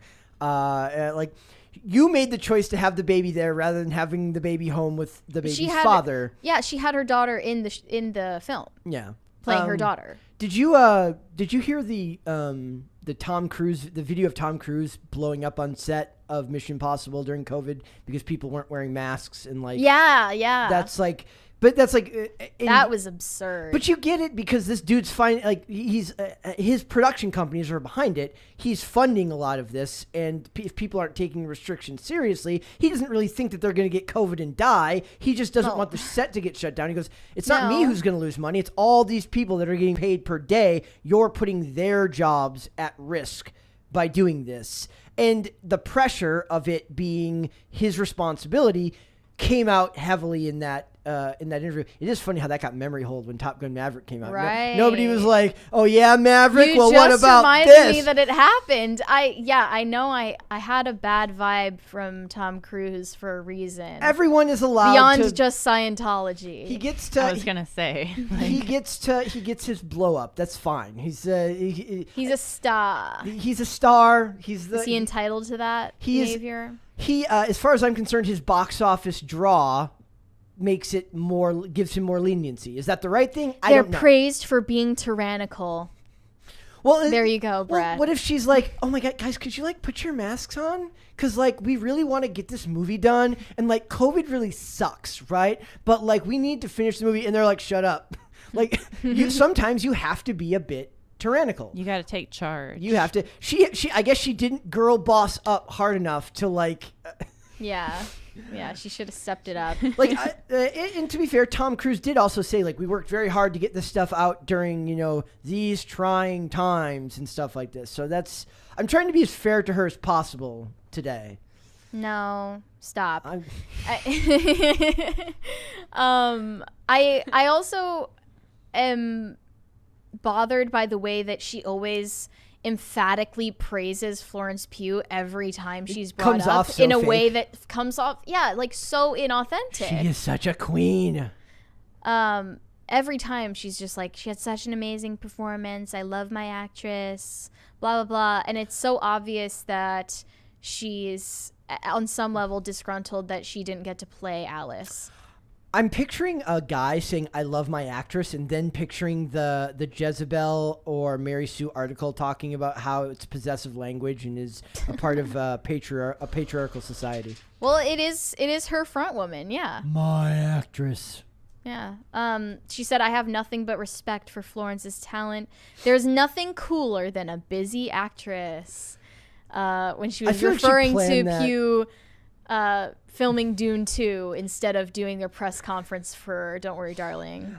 She's so busy that she just can't be here. Coincidentally, you're not bitter at all. And Chris Pine, to be fair, Chris Pine also missed the last couple of press junkets as well. They're both just like, "I'm out of here." They were not having fun. No. I'll say that. Chris Pine looked absolutely miserable that whole time. The whole film festival. I still want to know, even if Spitgate isn't real or if it's like exaggerated, why did he stop clapping? Why did Chris Pine look that dejected and stop clapping? I mean, maybe he was What was it? Maybe he could have been zoning out thinking about what he wanted to eat for dinner. Yeah. Like sometimes you Then got to recognize these are just people. Then it's just bad timing, and then the clip in slow motion where he's like, but he stopped in a way that looked offended, that looked affronted by something. He's yes. And then he stares down at his lap and he's like thinking about what to do. Yeah. Like it was It did look like I saw it. I don't and think I it's didn't a think much of conspiracy it, theory. I think they jumped too quickly to say it was debunked when it wasn't. And also, it is like you said. They go to this one because it's the straw man Yeah. of the argument. It's the easiest one to be like, look how silly this is. He clearly did not spit on him. There are other things that are confirmed, such as Florence Pugh's glam team all wearing T-shirts that said Miss Flo on it. It was clearly something that was noted, that was talked about, that was a running joke between all of them. Like, if anything, Spitgate. The rift between Florence Pugh and Olivia Wilde isn't completely like conjured up out of nothing. Nope, not at all. It's a real thing. I think they're just gaslighting everyone. Let's go to Super Chats. Let's do it. Matt said it's a site-wide thing. Same with IRL. Thank you. We can bring it up to them. About the segments and stuff. Segments and the full show. Okay, and he said thanks. Thank you. We'll look into that. Overdressed said, I loved Dr. House. This was the last time Olivia Wilde did something I cared about. More important, Brad. Film list when. I need it for personal reasons. Love all of you guys so much. Great show. We want guests. We really want to start doing guests on Fridays. That's something that we're looking into. I want to get Chris Gore on here. He's another one that I see a lot. And also, as far as Dr. House, there's a scene in that show when the character of 13 gets her Huntington's diagnosis that proves to you just how good of an actress Olivia Wilde actually is. And her in that role is absolutely fantastic. I just don't think she's all that much she's not enough of a director to have the attitude and complaining that she has, I guess. Well, he's asking about your film list. I thought that was something else. Yeah, but I let you go off. I don't have a film list. I have a television show list that is now like 4-5 pages long. Perhaps I will print it. Can we get a film list too? My film list would be much shorter.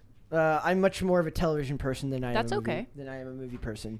It's really good. There was a comment the other day that was talking about like I didn't get like some movie reference that somebody made, and that happens because like I've seen a lot of movies, but a lot of them, like the really really popular or famous ones, if I do see it, I see it once, and then I don't and then the movies I love tend to be weirder or just, not even like cult classics, like not even like pretentious cult classics, but movies that other people probably think are just generally bad that I don't care, and I love them anyways. So yeah, we want that list too. Yes, it's in the works. Just trust and believe. I need to stop watching YouTube. Said Colbert is a wait, what? A weetard? What does that mean? It's like the R word, but not. But saying it like an R word. Yes. Okay. Yvonne Ortiz said, if Hollywood wants a female spy movie, they could just make a live version of Totally Spies. You have 3 strong female actors that are both racially and economically diverse and not add woke stuff. They could do that. Like I said, or they could, like I said, if I would be amenable to making Alias again, to bring Jennifer Garner back. And okay, even as I say that, I'm like, they can't do it, Rel. It's going to suck. Maybe they can't. What about Covert Affairs? Oh my God. Don't touch it. Leave it alone. Covert Affairs is one of the greatest examples of the last time. Like, you can't do international relation type stuff like that anymore with like a feel good tone. Like, there's this great episode where she's like, it's actually fairly serious material where she's like escorting like an Italian journalist across the Italian countryside because he's going to be taken in by a government and they need to get out of this area. Otherwise the guy would be tortured. And the tone is like flirty and light, and the subject matter is so heavy, and they have none of the ability to be able to do that nowadays. And seems like it ended at just the right time. And Piper Perabo is a very, very unique actress in that she has the ability to project extreme strength through her. Like, she has this like very like, have you seen Zoolander? She has her own kind of Blue Steel type of like, I'm looking serious and determined facial expression where she like purses her lips and does this face. And then also project. She also has a great smile. Great smile and warmth and kindness. And in that show, I think that finding an actress and getting that right, they would get right maybe 1 times out of 50. So I don't want to see. I just want to be able to watch those shows and not have to. That's the beauty of it, right? You can still watch that show and go back. It needs to be your little secret so they don't ruin it. And Christopher Gorham wouldn't be able to be brought back as Augie because they would have to hire, because he's not blind in real life, and that character wouldn't be... Well, I mean, does Matt Murdock have to be played by a blind man? They have I guess both shows have flashbacks to them when they could see, so... That works. So it's okay. So, well, yeah, no, I don't know. I don't understand how it works. No, the idea there is that's you're out. Like if it requires that same actor to do flashbacks to a time when they could see where the character actually could see, then they can do that, right? But if there is no impetus to do that, then they're... I suppose. I mean none of it makes sense. No, it doesn't. It's all arbitrary. Yeah. Bobcat said, "You know who could make a killer Western movie? Alec Baldwin." A killer Western movie. Dude, they did a joke for the honest trailer for Nope where they said a Western movie on a budget deadlier than Alec Baldwin making a Western movie on a budget, and that was in like a mainstream Screen Junkies thing, and I couldn't believe they did funny. That. So good for them. Carnell said another example would be Mila Jovovich. Paul plus Paul Anderson and Melissa McCarthy and Ben Falcone. Maybe Falcone. But Millie, that's like Resident Evil. She did the Resident Evil movies, and I believe Paul W.S. Anderson did the first Mortal Kombat movie, if I remember correctly. But she was not in that. Bad App said trash TV and ship. There you go. I probably shouldn't point it out because it's just drawing more attention to it, but Bad App has been strangely PG. He's like, I'm sick of lately not having my stuff read. Yeah. Get what you pay for. We like hearing what you have to say as long as it can be read out loud. Bad App. I'm picturing like a skit where like Bad App decides one day he's just gonna settle. It's time to settle down. It's time to settle down. Tone it down. It's time to tone it down. Walker Texas Danger said Moist Critical has a pretty fair take on Spitgate. I might have to check that out. I've not seen that. I can't speculate on it too much. I saw the video and that was all. Oh, come on. That stuff is designed for speculation. If anything is designed for you to speculate, it's that. Right, yeah. I can't get sucked into it. He also said, and Olivia is still just a brat. She's absolutely a brat. She's pretty old to be acting that way. She's not even. She's like a little bit younger than me. She's like 34. Like you should stop. She's like 39. Okay, I thought she was a little bit younger than me. Anyways, either way, she's still 20 years to grow up. Time to grow up. A Bad App said, "What's your opinion on rom-coms?" I mean, not my genre, but I love The Girl Next Door and 10 Things I Hate About You. Is Clueless a rom-com? Kind of. I think it's more. That would it probably has an element fall. to it. I like There's Something About Mary. I've only seen it once. That's a good one. I still remember I put it this way: the scene of zipping up the pants. I like the TV version of There's Something About Mary. The scene of zipping up the pants still makes me hurt to this day. That was that movie, right? Yeah. Okay. Still hurts me. Like I'm literally thinking about it now and getting chills as to how much that actually hurts. Sorry for bringing it up. Painful. Do you like Pretty Woman? Either of you? I haven't seen it in a really long time, but I think it was a good one. I enjoyed it when I watched it. There were scenes I like and remember. 13 going on 30. Oh, yeah. I like that better as an adult than I liked it when it first came out. It's coming of age plus rom-com. That's a good one. Not a rom-com, but it is kind of a coming of age. What? Big Fat Liar. I haven't seen that. Big Fat Liar with Frankie Muniz and Amanda Bynes and I've been Paul meaning to watch Giamatti. that. It's freaking incredible, dude. Go watch it. It's hilarious. Amanda Bynes was normal. You miss it. Frankie Muniz. Frankie Muniz became like a race car driver. What? After acting, he became also like or what do like you call motocross. someone who like crafts olive oil, like artisan something? Yeah, olive oil. Like he did that too. He's like he really branched out. He's kind of like Snoop Dogg. Do you think he'd be good at acting again? Oh yeah, he could still act. He did I remember he randomly came back and did an episode of Criminal Minds where he played like a violent, like he went through like a psychotic break and like offed a bunch of gang members. And it was really interesting because they kind of did the the intro to each segment was done like Sin City with like comic book panels. It was actually really, really creative. So Frankie Muniz also, he's like short representation in Hollywood. I feel like he's like my height. Well, when you get casted when you're a child, they can't predict that. So, it happens. Yeah. Frankie's great. Well, I thought that shorter men sometimes were favored in TV and movies because you can easily fit them in a shot with a woman. I mean, they're more likely to like Tom Cruise always has to go up on height. apple boxes to make him taller. Or they like there's really funny. There's whole montages like you can find whole like supercuts on YouTube. It's like all the creative ways they film Tom Cruise to make him look taller than he is. Like film him low and up so that he looks taller here, or like he's standing and the person he's in the scene with is sitting. And they do the same thing with like Meredith Eaton is like she's a little person. You know she's. Is it little person? She has dwarfism. She's a fantastic actress, and they find great ways of like including her in scenes, and they have to block the scene differently so that the actors don't, so that it can't be filmed in an awkward way. So it's usually that person sitting, or there's an impetus for that person to kneel down in a way that isn't derogatory to the character. They find ways to do it that's very creative. But that's the little stuff that I love about movie making, that you like, I get hung up on that stuff and then forget what the hell I'm watching because I'm looking at how they like block a scene so that they can make two people fit in the scene together. Or my other favorite is like how they hide bottles and logos. Oh, yeah. Because they don't always have the ability to get like fake bottles or and logos. conveniently so show logos. They're like, angle it just right. They're like, Yeah. they set it down like that. So that's the stuff I love. Javi J said, late as always, Alita Battle Angel is the way that you do a live action adaptation. And rollerblading in that movie with people that I know did the That's why you're going to love Barbie. Yeah, that's it. That's why I'm going to love Barbie. That and Margot Robbie's Total Smoke Show. That too. Total Smoke Show. Do they blade?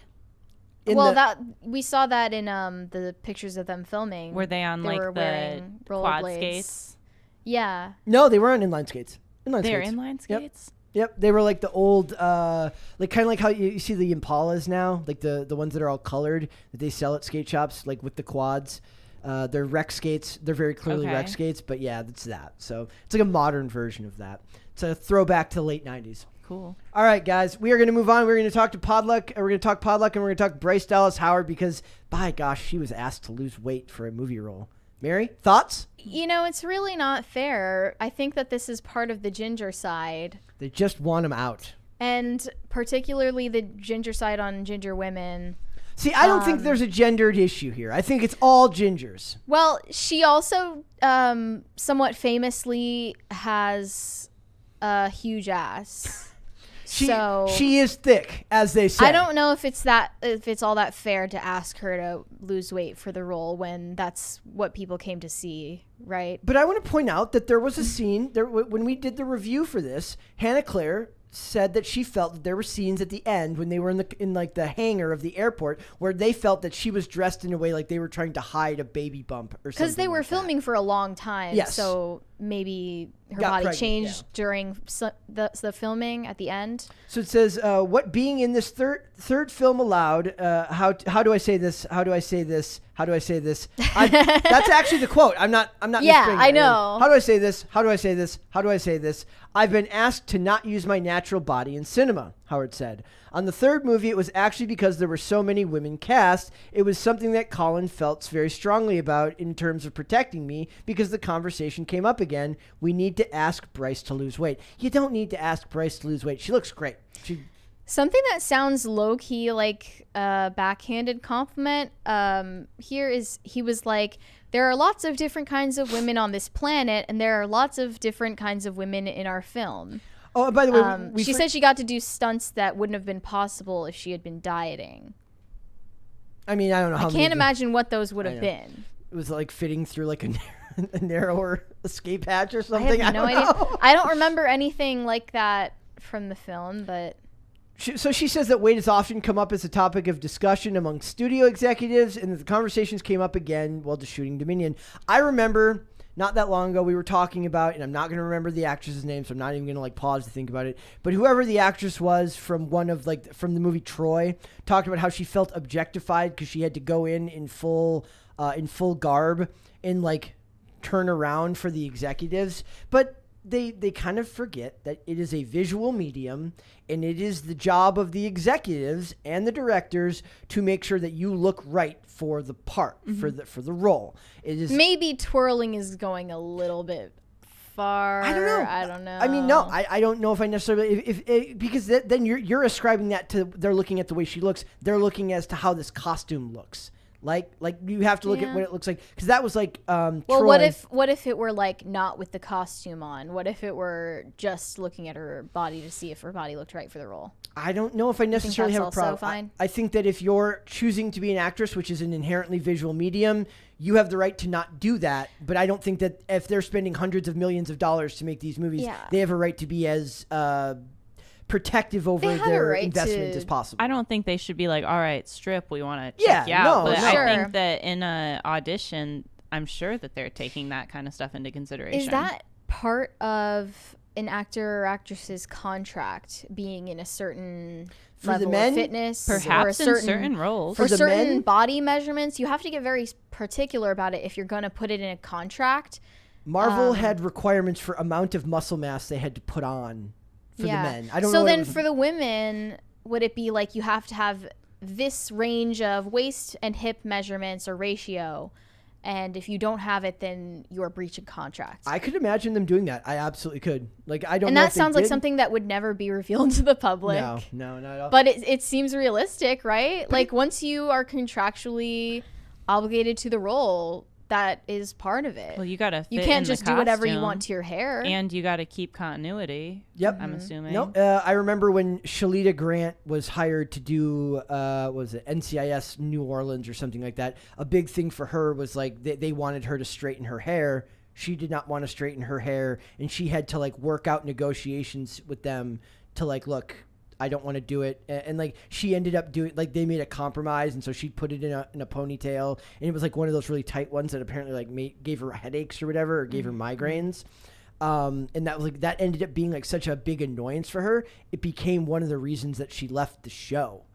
But like, you know, they have a right to ask what they want of every character. But nowadays, with culture the way it is, they can if an actor doesn't want to do that, they can weaponize it and say that, oh, they're being sexist or they're being racist by asking me to do this for the role. Well, there are actors and actresses who will like shave their head for roles, and G.I. Jane, or lose a bunch of weight to appear like unhealthy and underweight. That's what Christian Bale did for Lawnmower Man, right? And then and Robert John Burke did it for a role back in the 90s. That's a very common thing. And this is the thing that I talked about the other day. It was like it's a comic book panel, and it's like it shows like a hot woman, and then it cuts to the comic of the woman. She goes, oh my God, unrealistic. Where are her organs? Unrealistic body expectations. It goes the other way too. Sometimes they want people to get heavier. Yes, so she mentioned DeWanda Wise was muscly in Jurassic World Dominion. DeWanda Wise, who should have been Reva. Was that also something that they asked her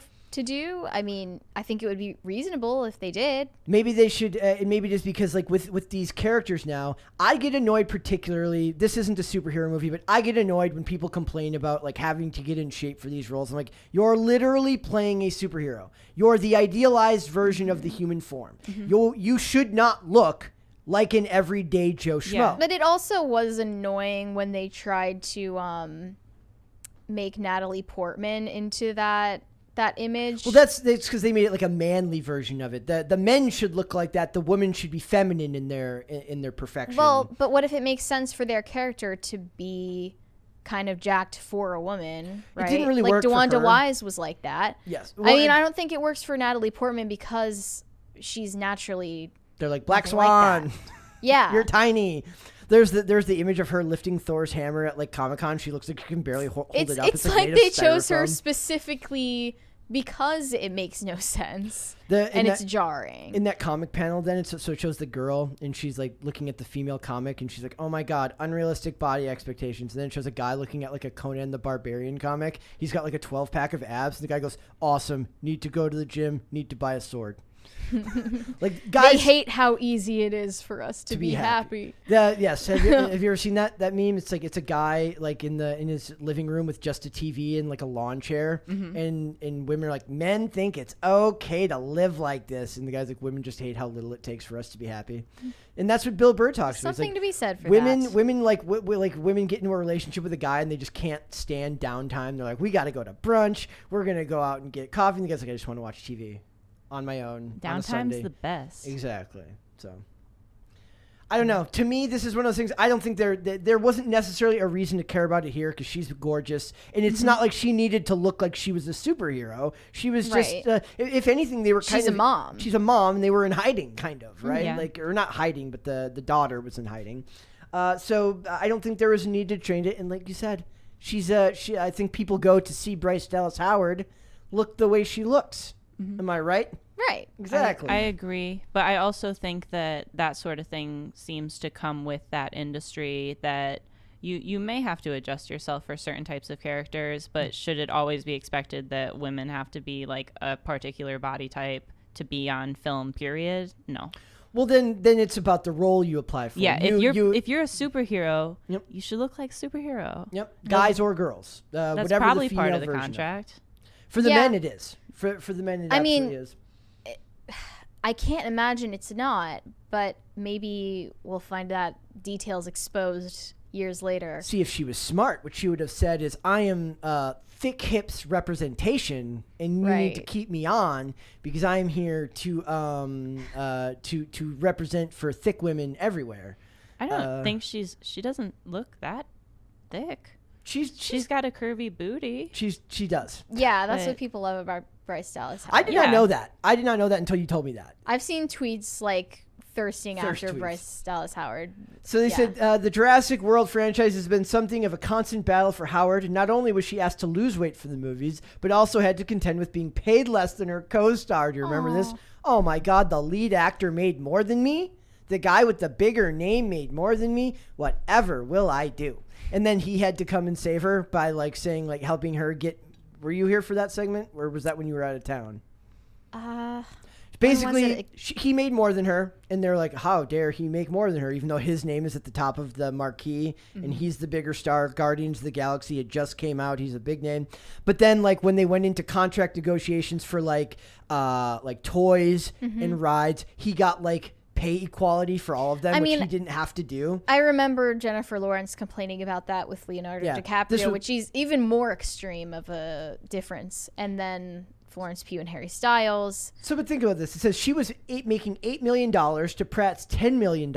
He's a way bigger name than she is. He is. I'm sorry. Yeah, but it also, I'm sure it happens both ways, just the guys don't complain about it. They don't. Well, also they might be more likely to speak up when doing the whole contract in the beginning and that's saying, hey, that's another factor. I actually would like to be paid this much, and I think I'm worth this much. That's where the gender wage, a lot of like the gender, if I remember correctly, that's where a lot of that is negotiated through. Men choose higher risk jobs that have hazard pay, men work more hours, and men are more likely to be confrontational and walk away from a contract negotiation if they don't get paid what they think they're worth, whereas women tend to, I'm not saying all, some not all. You don't need to tell me. Like Lydia yesterday was like, I have been spending years saying not all men, and you can't even do that for me today when we were making fun of something. But like women have the tendency to be more agreeable and will just kind of take what they're offered. Then I feel like when a woman does choose to be confrontational about that or try to confidently negotiate a higher salary, it didn't work out for Neve Campbell. She ended up having to walk away. Well, no, I think like the outcomes of confrontations don't go as well for women anyway. I think that might be that the guy, if the guy walks away, there's no story there. There's a story if the woman walks away. There isn't a story if the guy walks away. Yeah, I suppose that's right. Like if the guy walks away, attention on her situation. Her being the star of the Scream franchise, but it's like by this point, like we talked about the other day, the stars are no longer the stars. The franchise is the star that's making the actors. It's a mantle. It's a mantle, so they can just pass it on and do that. So, all I know is let Bryce Dallas Howard keep the hips. Don't make her leave Bryce Dallas Howard alone. Leave them alone. So, all right. I want to talk before we go. I want to talk about Dilbert and Scott Adams. So basically, Scott Adams and Dilbert has gotten canceled out of more than 77 newspapers. I had to relook at that because at first I thought it said 7,700. But just what? There aren't even that many newspapers. 77. I guess I didn't know what I was. How many newspapers do you think there are circulating in the country right now?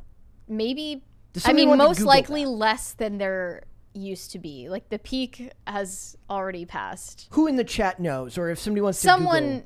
It usually happens that someone in the chat knows everything about one small area of expertise. Dilbert author Scott Adams has been drawing the comic strip since 1989, and the strip that pokes fun at office culture was wiped from nearly 77 newspapers. The material for that just is never exhausted because office culture has only gotten more bizarre since like 99. Think they do like weird did you guys remember when there was the big like feminist debate about air conditioning about like that's like a perfect thing, like more and more do you want to stories that? Like that. Well, it's like a feminist struggle for women freezing to death in the office. Like men run the monopoly on the thermostat. They in the just office. are warmer-bodied people, and the patriarchy. Women are forced to freeze in their work environment because they're naturally colder.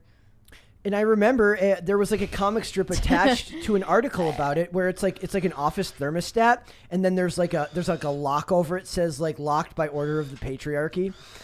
Your money gun is going crazy. It's a ghost.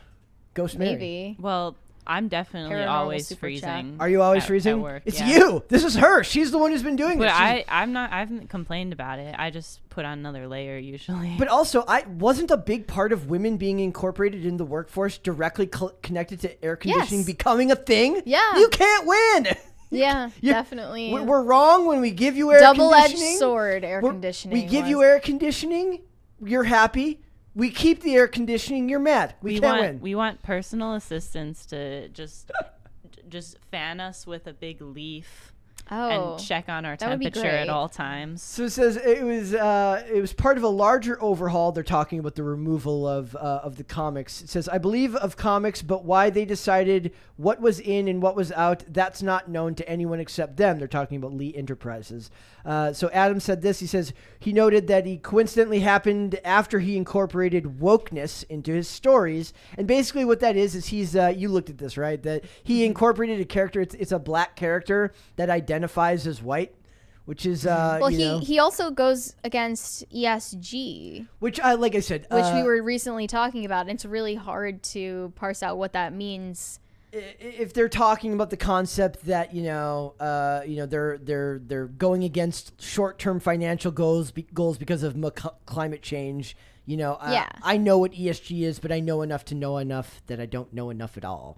We know what it is. It seems to me in a lot of cases like it's a far more complex issue that has been turned into a bit of a boogeyman anytime something doesn't go one direction. Like it's very easy to blame it on that when there could be a lot of corporate decisions down the line beyond just your company's ESG score. Okay. Does that make sense? Yeah. Like he pokes fun at it. Yeah. Which doesn't require you to like know all of how it works, like all the complexities of it. Yeah, his quote says, all of the wokeness and anything that permeated from ESG, so that stuff made its way into the business world, and then it became proper content for Dilbert. That at least makes sense in the context that it fits within his storyline. And I don't think Thank you. That was a quite one. He says, what I do is talk about how the employees handle the situation. It's not about the goal of it, but but people think I must be taking sides politically. But it sounds like he's just making fun of what's actually becoming more of a relevant issue in the workplace. Really, he's ahead of his time for having begun Dilbert at a time when like workplace culture was getting to the point, like it was on its way to where we are today, but it was nowhere near the level of absurdity. Yeah. Well, I think of like Office Space And that was a big part of it in like the early 2000s. Like often, like people didn't know how good they had it in the early 2000s. Like I got a 401k and a job in an office, and all Americans are like, my life is so unfulfilled.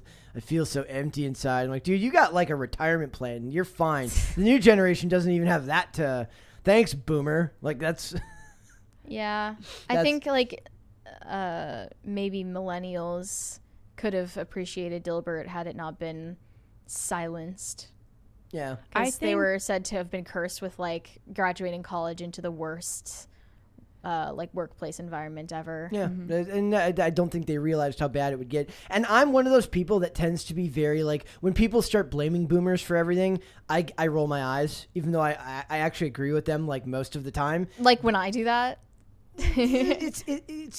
I almost always agree with them, but it always feels like such a deal with it type of thing. I'm like, well, there's nothing we can do about it now. I'm not the boomer in this conversation. Go complain to someone who can do something about it. Yeah. But I hope he's not actually like permanently canceled. No, I think he's going to find the audience that appreciates the work that he's doing now. Scott Adams is a very, very successful man. And just that it's even being covered, I think more people are going to become interested in the anti-woke comics. He can do like a Dilbert version of a comic that's like about the gig economy, like about working for like a rideshare company or something. Oh, yeah. Like that's the world we live in now. I also like a bot farm. That was like a scene in like a show I was watching. It's like two guys like doing it's like two private eyes doing surveillance in a park, and one guy looks to the other one. He's like, "Why the hell are there so many people outside in the middle of the day on a Tuesday?" He goes, "This is the gig economy, dude. We're the suckers, not them." It's the world we live in now. Yeah, I think there will be only more comedy and satire of wokeness. I think what we're waiting for now is like when it has to be done really, really well for it to really, really work and to really permeate beyond just the audience that already is against that type of stuff. Like the hardest part for me is like most of it is very like lowest common denominator. Yeah, because like even if it becomes easier to make fun of something because it's getting more and more ridiculous in reality, that can become trite. Like even something that Scott Adams did well for a long time can become played out. It's not even him, but it's like if I hear one person who's like, "Did you just assume my gender?" Like that's not funny to me. It's lowbrow, and it's not like it's like whatever, man. Did like, you just? But that's how I feel about like Dave Chappelle's specials. And to be fair, Sticks and Stones came out several years ago, so it was a little bit more controversial at the time. That's how I feel about Bill Burr. I love old Bill Burr. Like his new special, it's not funny. I love I'm Bill. Sorry, it's just not funny. We will have to agree to disagree on Bill Burr. we will. See, this is why me and Mary are a great team, because we don't agree on anything. Oh, yeah. Well, some things. Maybe about our shared hatred for things, which is really what unites people. Olivia Wilde. Yeah. Like, shared hatred for things and shared anger at things is like, I think, more uniting than like liking the same thing. Abortion, foreign policy, domestic policy. Everything else. Nope. Olivia Wilde. Yep. We're good. Yep. Okay. We're on the same page. We got that. And then to finish it off, I want to at least do a factoid. Do you want to do the before we do that, you want to do the Ring doorbell thing? I want to tell. I forgot about that. Yes, I want to point out. This is a fun fact. I was today years old when I learned that Ron Paul delivered the late Selena, the pop singer Selena, when she was born. I had no idea that he was an obstetrician. He was a doctor. And yes, he says he's like I don't remember that, but it could have happened. But basically that like they confirmed it. Yeah, they confirmed it. So he wow. So like maybe that's what he should have. Small world. The platform he should have run on in. Where was this? So it says fans of the late Selena. Is it Quintanilla? I thought it was Quintilla. Sure. But everyone knows her as Selena. That's how I know her. This is I found out that as a newborn, the late music superstar was delivered by Ron Paul, prompting shock on social media today. Yes, that's Ron Paul, the former congressman and GOP presidential hopeful. We could have been so much better off if we had just listened to Ron Paul all those years ago. And father, this is not a political show. This is not a political show. Now retired, the former politician worked as an obstetrician and gynecologist in Texas in the 60s and 70s. In fact, the Texas congressman reportedly delivered about 4,000 born in rural South Texas during that time period. Literally brought life into the world. Could Donald Trump do what that? What a king. Meaning if you're from Texas, maybe Ron Paul delivered you. Yeah. Check your birth certificate. You may not. Yeah. So I just thought that it says, her father Abraham made the revelation about her birth earlier this year with the Latin Groove News, as reported by the Houston Chronicle. The singer was born in Lake Jackson, Texas, although her mother was not aware she was pregnant when she arrived at Freeport Community Hospital feeling ill. That's crazy. That's a crazy story. I almost want to end there because it's kind of it's a feel-good story. It's sad because of what happened to Selena, but it's just a very kind of not touching but unique kind of factoid that now you can go into the world. There's a little pop culture and politics factoid. At your fact. Next time you guys are at CPAC or at whatever libertarian what do they call it? What's the one that they always go to? Liberty Fest. Liberty Fest or what's it? Student Pork Fest. Action Summit? They go to Pork Fest. Next time you're at a festival and you're talking to some fellow person who's interested in both pop culture and politics, you can tell them that Selena was delivered by Ron Paul. Did you know? That's what this is. All right, guys. Super chats. We got super chats there. Do you want to do Ring Nation? Do we want to do? Or should we save that? I feel like we should just end. I feel like we should just end on a good note today. Yeah. That one's more sad. Yeah, I think that one's funny. It's sad. I mean, yeah. Javi J said, Tacti Plati said, I'd give Bryce Dallas Howard a baby bump. Well, you know what? You and many, many other men. But you won't. But you won't. So sadly. Greg Duvier said, ask men to get ripped for a role, crickets. You ask a female to lose weight for a role, everyone loses their mind. And everybody loses their mind. Yeah. Well, this time it actually wasn't reasonable, I think, if they did ask her. Don't you think? I think...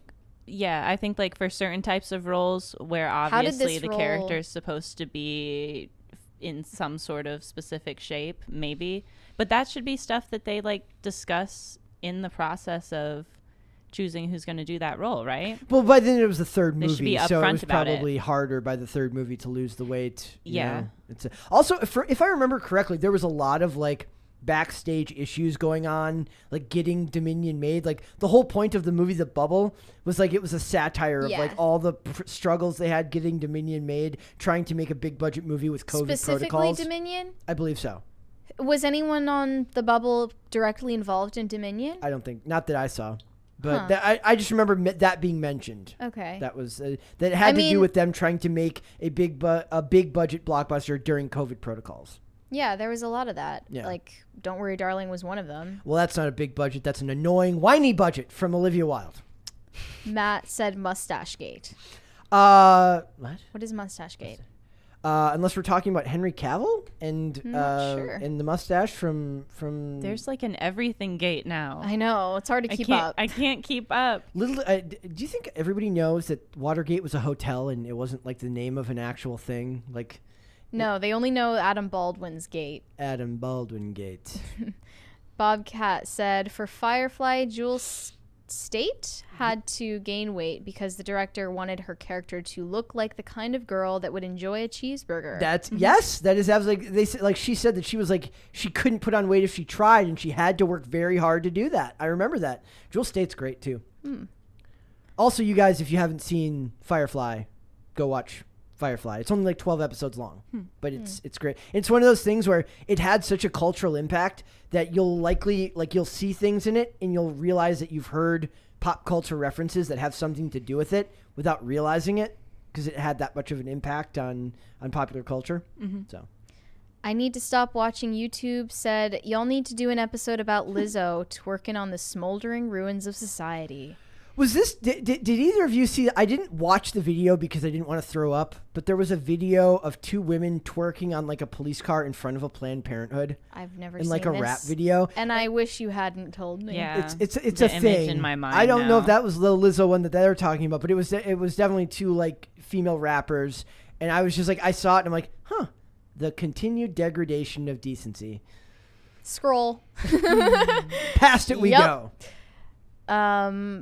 Bad app, I'm not reading. You finally had a bad app reading that we're not reading. How's that make you feel? He had to do one. At least one. Yeah. At least one. All right. But Caper2X said, That's Ghostly too much Mary. information. Ghostly also. Mary's at it again. PCC Poltergeist. Yes, my money gun. Did I do that? Yeah, that was Is that you. my fault? That was all Okay. you. David M said to PCC and beyond. Well, thank you, David. That's a good note to end on. That is a fantastic note to end on. So, Taylor, thank you so much. Thank you. I'm happy that I got to join you guys today. And you're going to be gone for a while, right? Like, we're not going to be able to have you back for a while. This will be my last show for a little while, but I will be back. Do not worry. I will return. We eagerly await your return. But I was really happy that I was coming on this week because I'm going to miss you guys while I'm gone. We are going to miss you. Let everyone know where they can find you.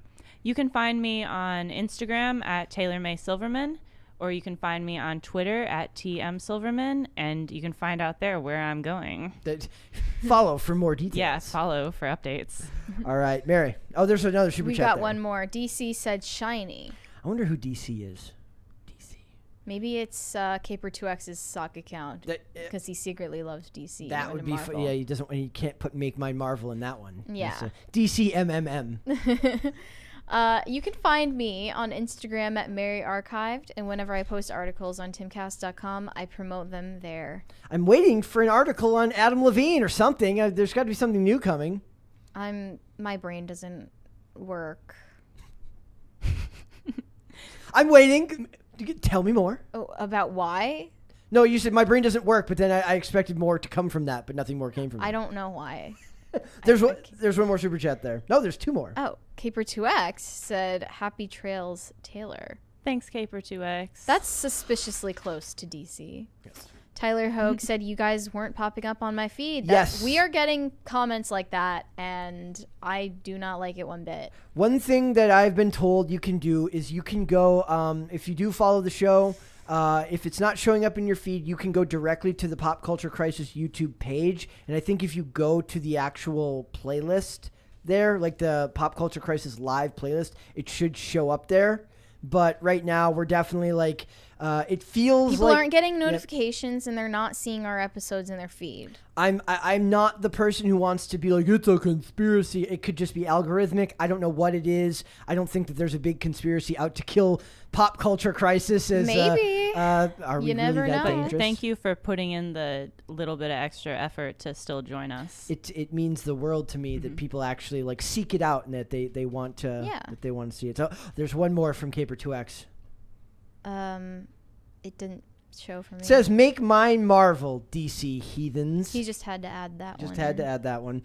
All right, guys, if you want to follow me, you can follow me on Instagram at Brett Dasovic for the show. We are here, if it shows up in your feed anyways, Monday through Friday, 3 p.m. Eastern Standard Time. That is noon Pacific. If it is not showing up there, I do encourage you to go check out the actual YouTube page and see if you can find it on there. Check the playlist, Pop Culture Crisis Live. I try to get the waiting room up every day between 30 minutes before the show. Sometimes it's 20 minutes, but in that window, if you put in the extra effort, it means the world to us that you're coming to join us with these shows every day. It means it really does. When I say that, it is not an understatement. We are also on Amazon Music, Apple Podcasts, Pandora, and Spotify. I've been finding out more that there are people that we tend to put a lot of our effort here into the YouTube part of the process, but there are people listening, so you can listen on those platforms. And if you want to follow us on social media, we are on Twitter at popculture_show, Facebook and TikTok at Pop Culture Crisis, and on Instagram